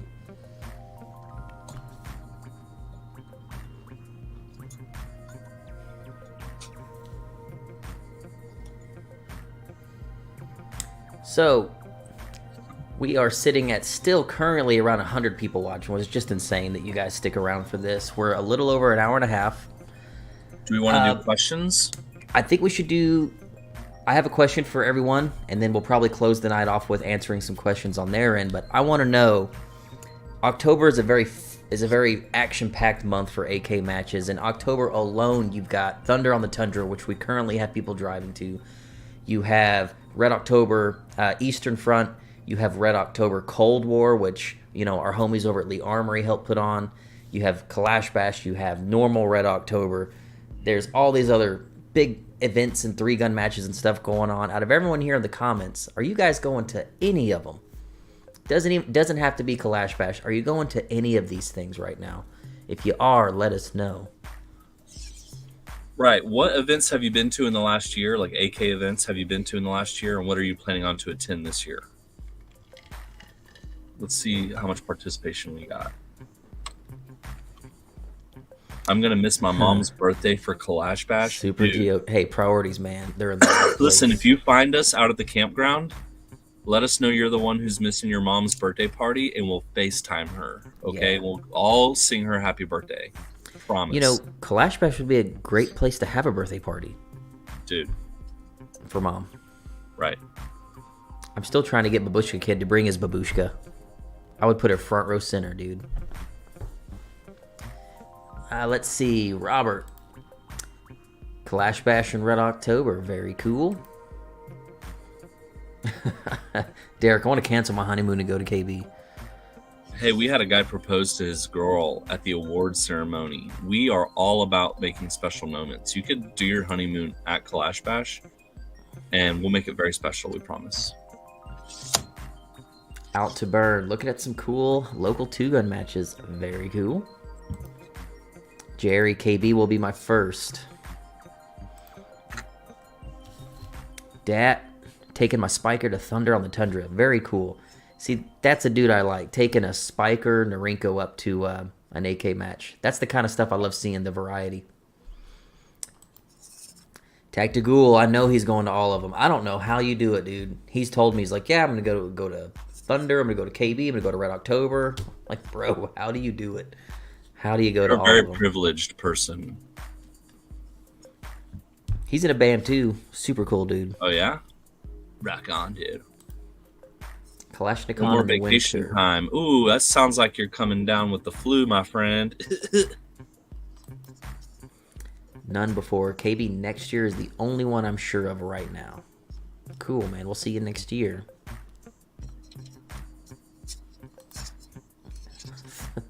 Thunder on my taint.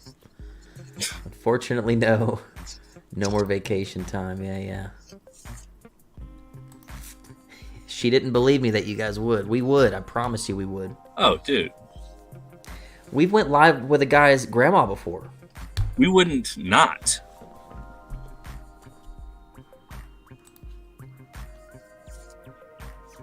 What am I measuring there, Tony? Here. Why don't you guess?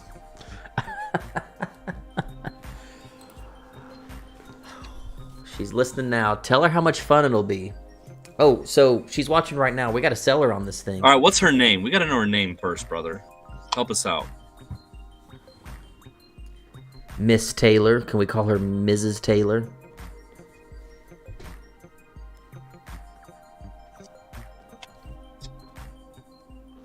call her. Oh yeah, well they're not married. Oh, are they married yet? They're not. I don't know. Well, they're honeymooning, or yeah, they might not be All right. married by then. Kira. What do you think, Clay? Kira.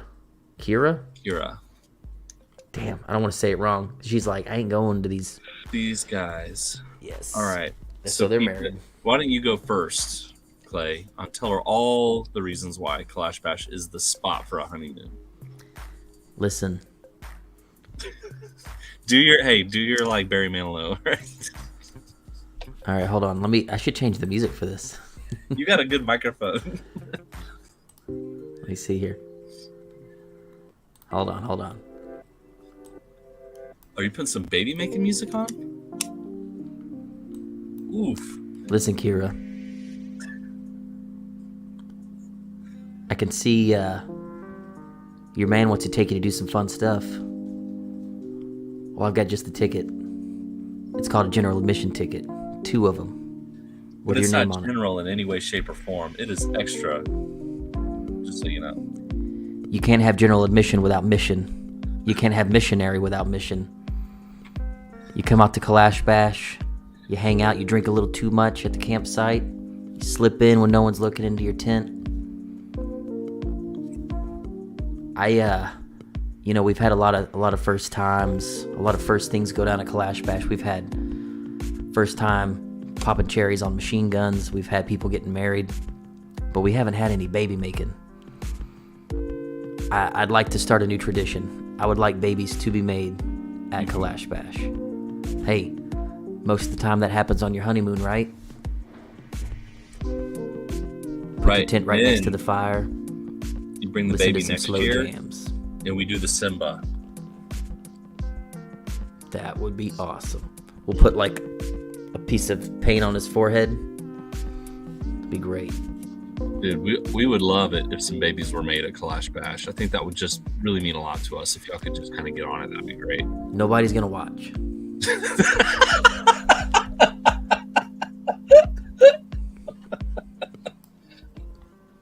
Hey, without naming names, I know Rachel's gonna die. But people have overheard some things going on at the campsite, so you guys might not actually be the first ones.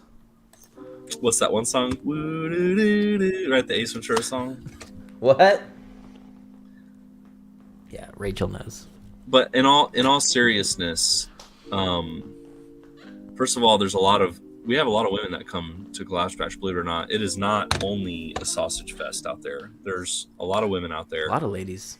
A lot of ladies out there. Hey, look, if you get hungry, we got food trucks, man. We got food trucks. We got food. Right? Yeah. So, hey, if you want to dance, guess what? Saturday night, get it. Clay, hit them with it. Yeah, man. Oh, there's going to be a dessert truck at the campsite, too. You and your lady get a couple of snow cones. Couple of snow cones, man. Get some chocolate syrup. Or maybe 1 snow cone, 2 straws. I don't know if you ever heard of that. We're going to have a DJ. And guess what? He takes requests. Yeah. All right? If you like a little Cotton Eye Joe, he'll probably throw that shit down for you guys. 2 newlyweds, 1 tent.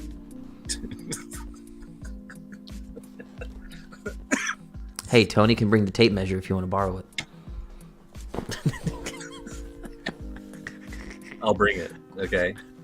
Yeah, we're gonna have a dessert truck, and it's just a lot of fun. Have you shown her the video, Derek? Certainly, you've shown her the video from last year and the year before. Yeah, go watch the video. Go watch the videos. Rachel said, popcorn, light a candle, watch the video, and you got it. Rachel said they could buy a funnel cake and like knock a hole in it at the campsite. We'd love it if you'd come. And if you did, there'd be so many high fives you don't even know. You don't even know. What is this, dude? Okay.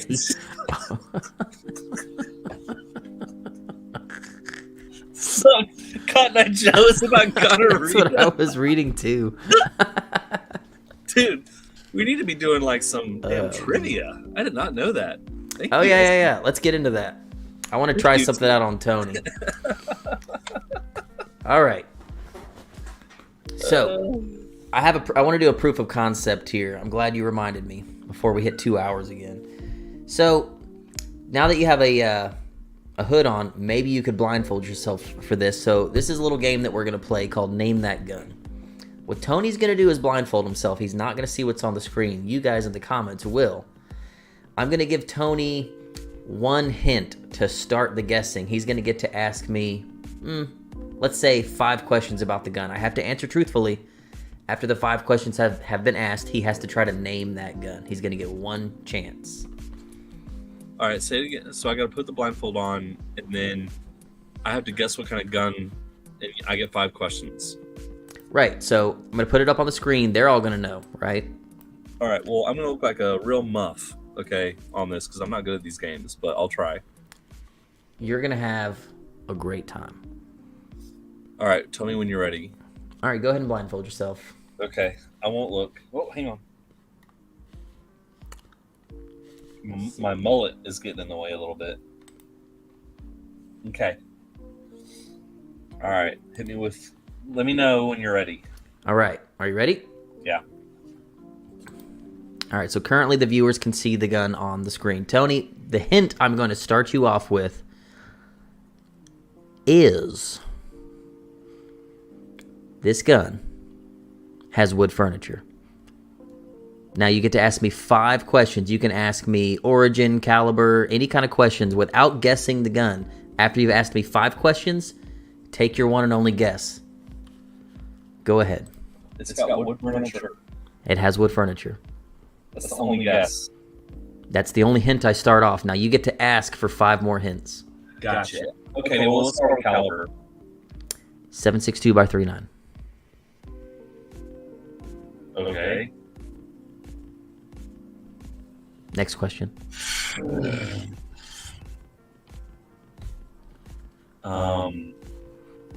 Well, country of origin. Let's try that.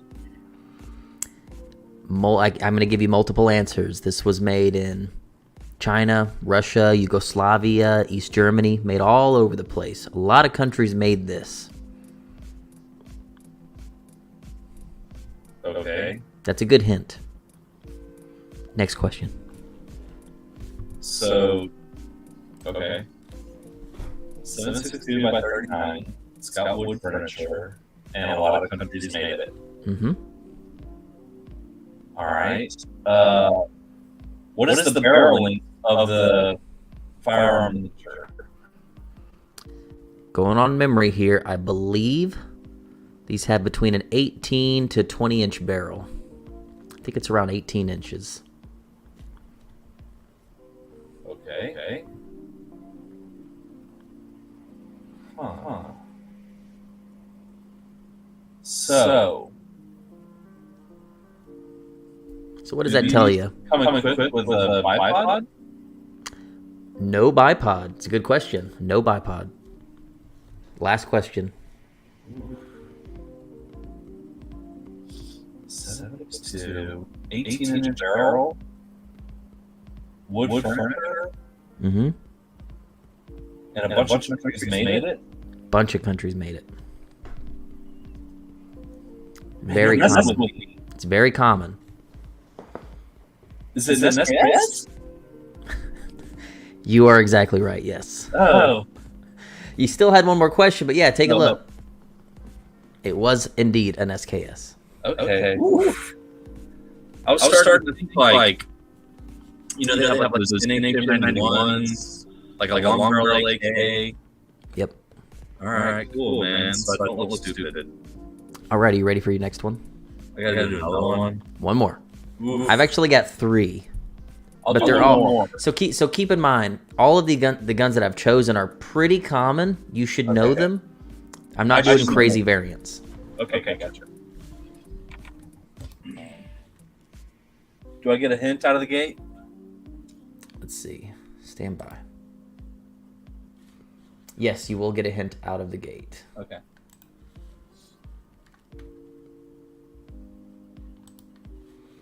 Oh, here we go. So now the commenters can see the gun on screen.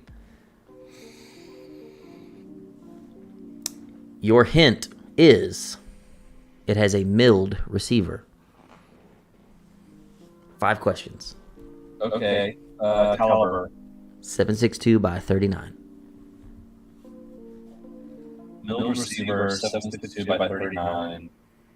Before you guess the gun, remember, you still have questions. Okay. So...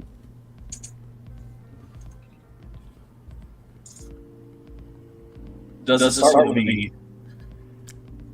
Yes. Okay. I don't know if I should allow that as a question next time, but yes, I'll allow it this time. Dude, I really didn't like the game, dude. Okay, so here's the problem. The problem is I'm not going to know the designation, like the model, because it's an M72 or an M76, and I'm not sure. But does this have one of those really cool shovel-looking stocks on it? Define shovel stock. It's like a tube? No. Okay. 2 more questions. Wood furniture? No. What? Technically, no.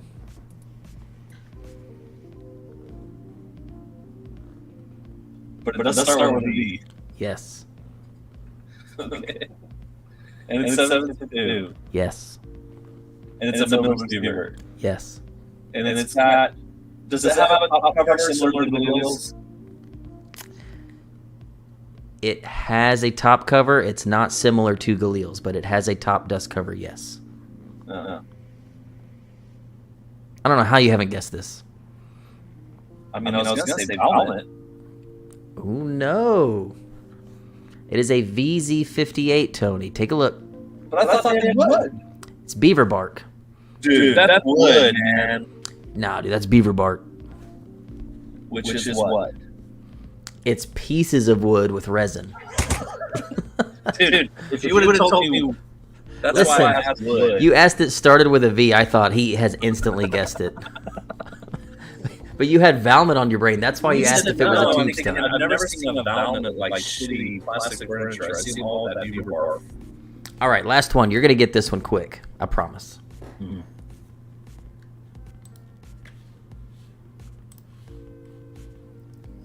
If you don't get this, if you don't get this, we're no longer friends. Are you ready? Okay. Your hint is this is a very big gun.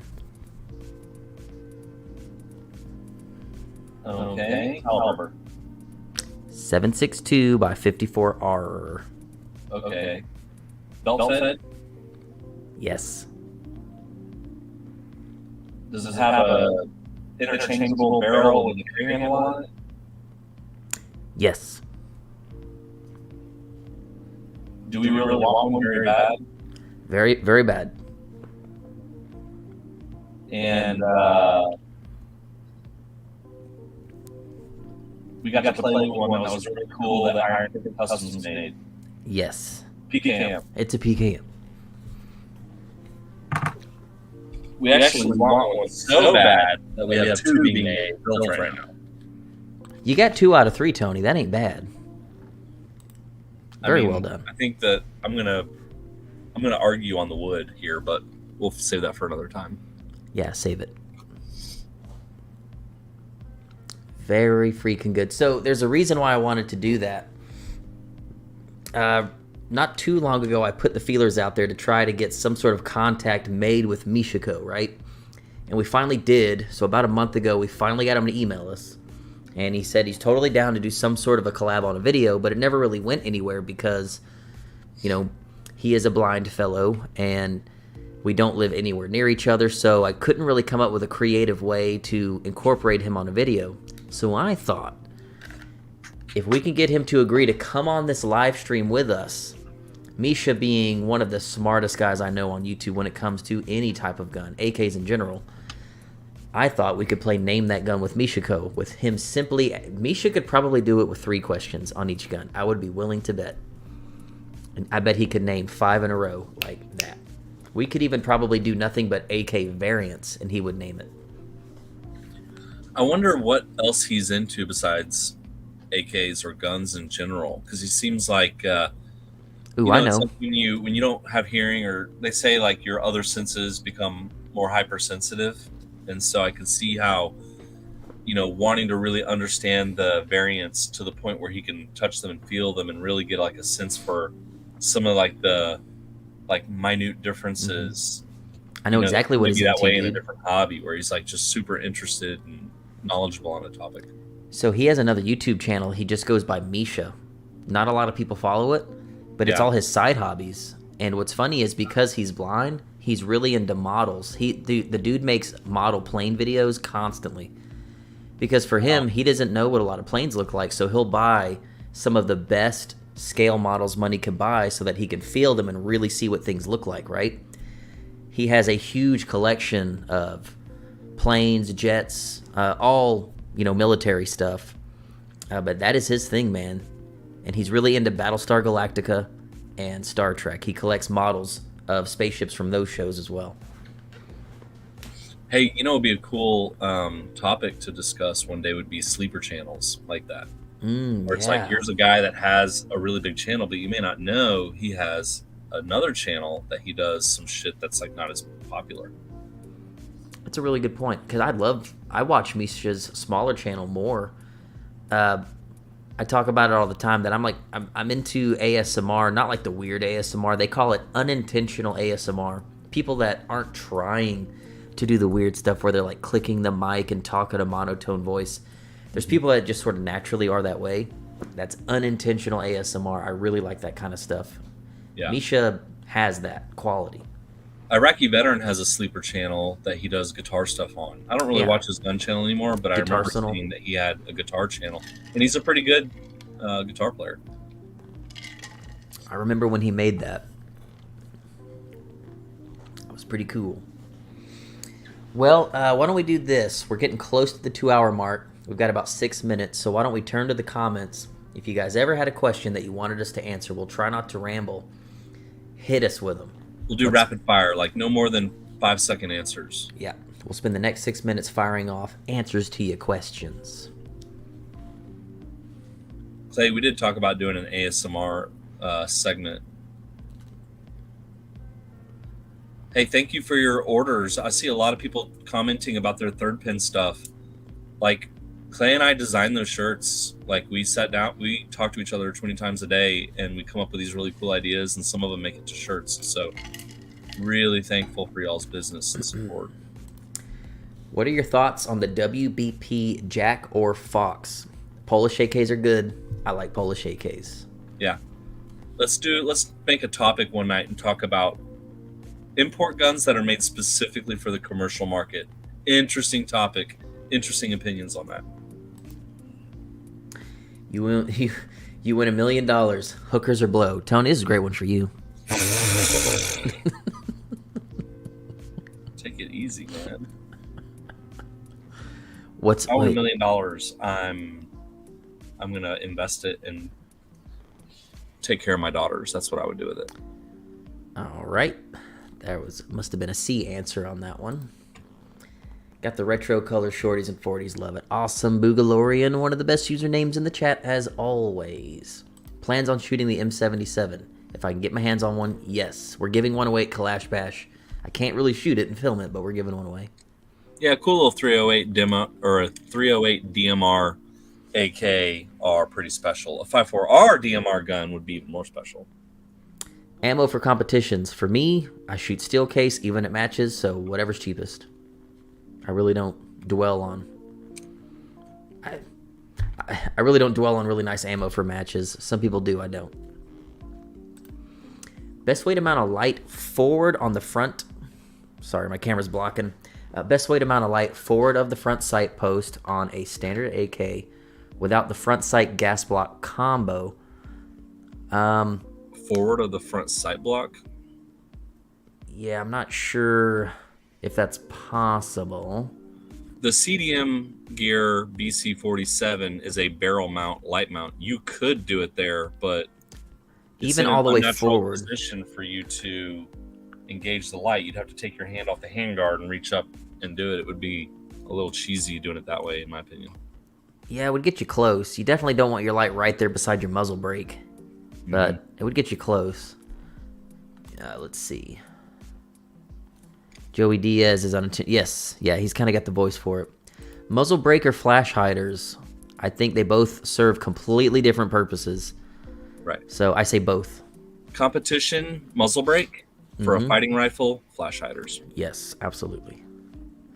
K&S adjustable pistons. How are their reliability? How long do they last? Now that they've updated them, I've never broken one. They're awesome.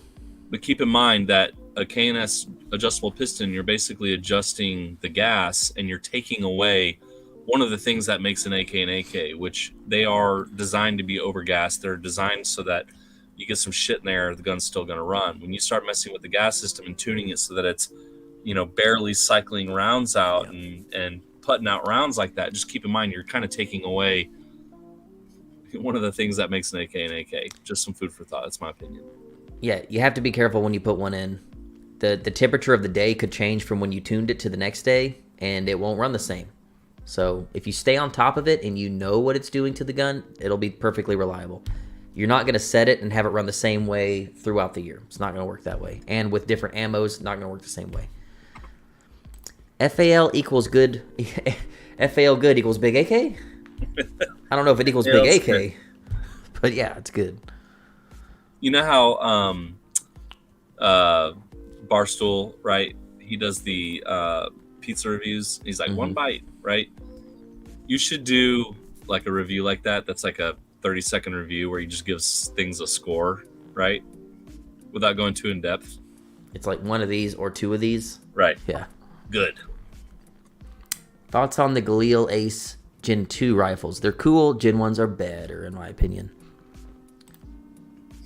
Rudy G, might be a stupid question for some, but can you use Galil Ace for AK matches? Most of them, yes. Kalash Bash, yes. And what AK or variant do you recommend for first AK buy? I'm an AR guy, and Clay, your videos are bringing me into the dark side. Watch the beginning of this live stream later. We covered this topic. It is a difficult question to answer shortly. And it gets asked 100 times. Yeah. Every live stream. What should I buy? What should I buy? Tony, any chances of a K-Bash in the spring one year? No comment. Yeah, no comment there. Appreciate the shout out, Boogalorian. Oh, we already went here. Here we go. Sorry, guys. Trying to find questions. Let's find some more here. Best new commercial AK. Same thing as we just sort of touched on. Difficult to answer. It honestly is. Yeah, the Briels are hot right now. Would you call that... That's a commercially available AK, if that's what you mean. Certainly not commercial grade. Yeah, but I don't know. We'll probably make this a topic another time, because without going too far into it, there's a lot of questions I have around the Zastavas and around the Wassers, which is that, are we really getting rifles that are made to the same quality standards that they're made when they have a military contract, or are we having rifles sent here for the commercial market that is made up of some of the rejects, blim parts, overrun parts? That's one of the things that I feel like, when you see one of these rifles come over and a barrel is completely non-concentric, and you think to yourself, is that something that would pass, military QC standards, or is this, hey, we got a fucked up barrel, throw it in that pile, and we'll do that for the commercial market? It's a long conversation. It's not something we can cover a lot, but I do get the sense that a lot of the stuff that we do see come over, and I'm not calling out companies or saying that they do it, but I am curious to know what that workflow looks like. We'll leave it at that. That's why I love the FAL. Just spin the dial and open the gas up. Yep. It's cool that it comes with tunable gas. All right, let's skip ahead a little bit here. What kind of whiskey do you like? I'll bring some to KB. Me personally, it's Man, I'm easy. I really like the honey flavored whiskey. So like, there's honey Jim Beam and there's honey Jack Daniels. That with a little bit of Coca-Cola, I love. Some good We stuff. did some honey Crown Royal, I think, when we were in Missouri. That was really good. I Mhm. like Irish whiskey, so Tullamore Dew is my jam. M90 gas setting one working well with suppressors. Yes, it's the lowest gas setting you can go. So of course that's what you would run your can on.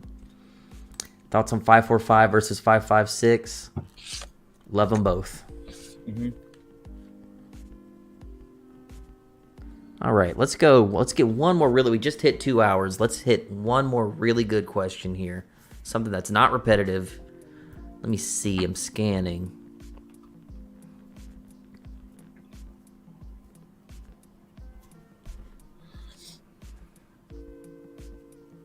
Well, guys, I'm not really seeing any good ones. Hit me with a good one.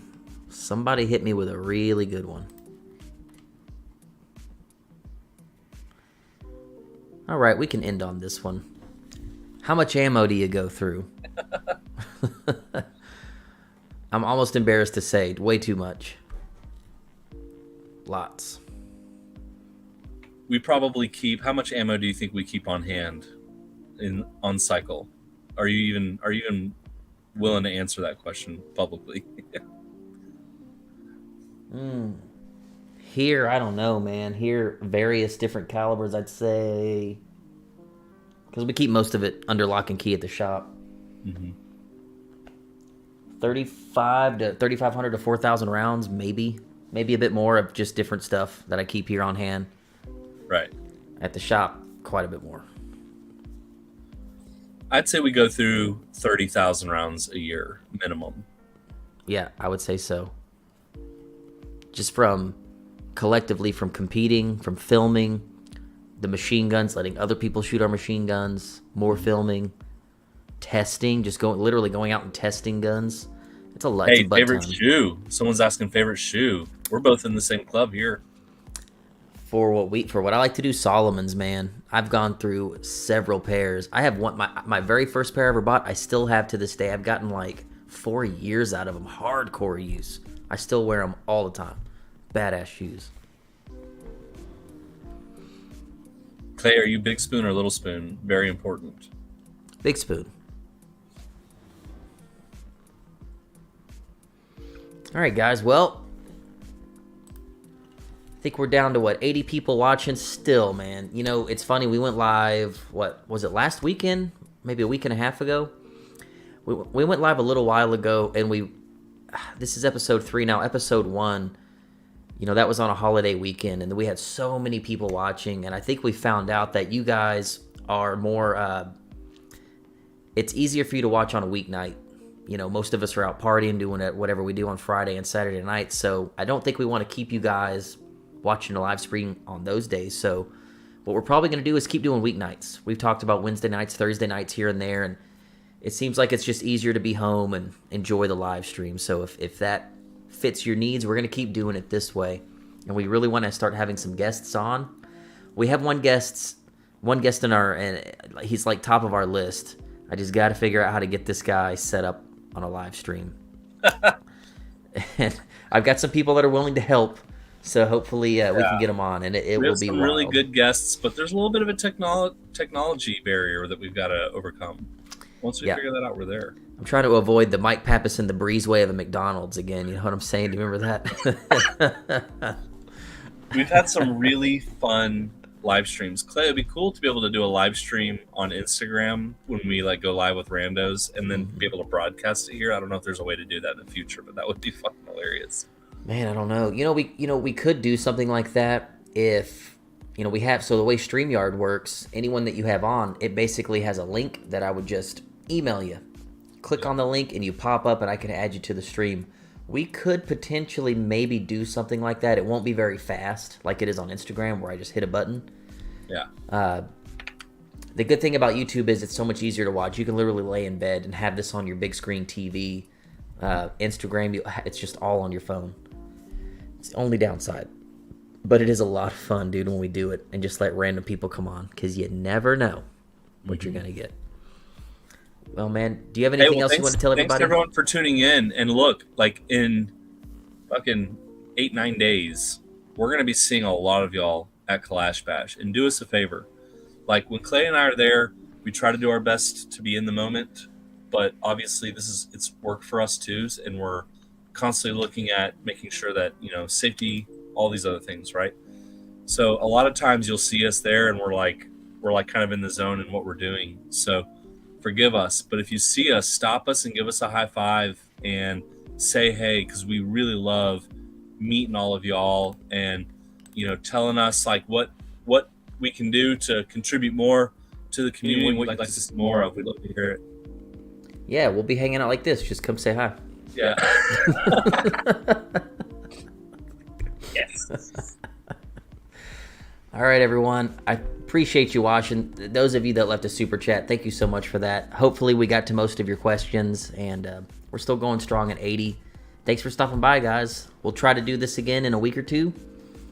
We'll see you at Kalash Bash before we see you on a live stream again, so take care, everybody. Love you. Bye.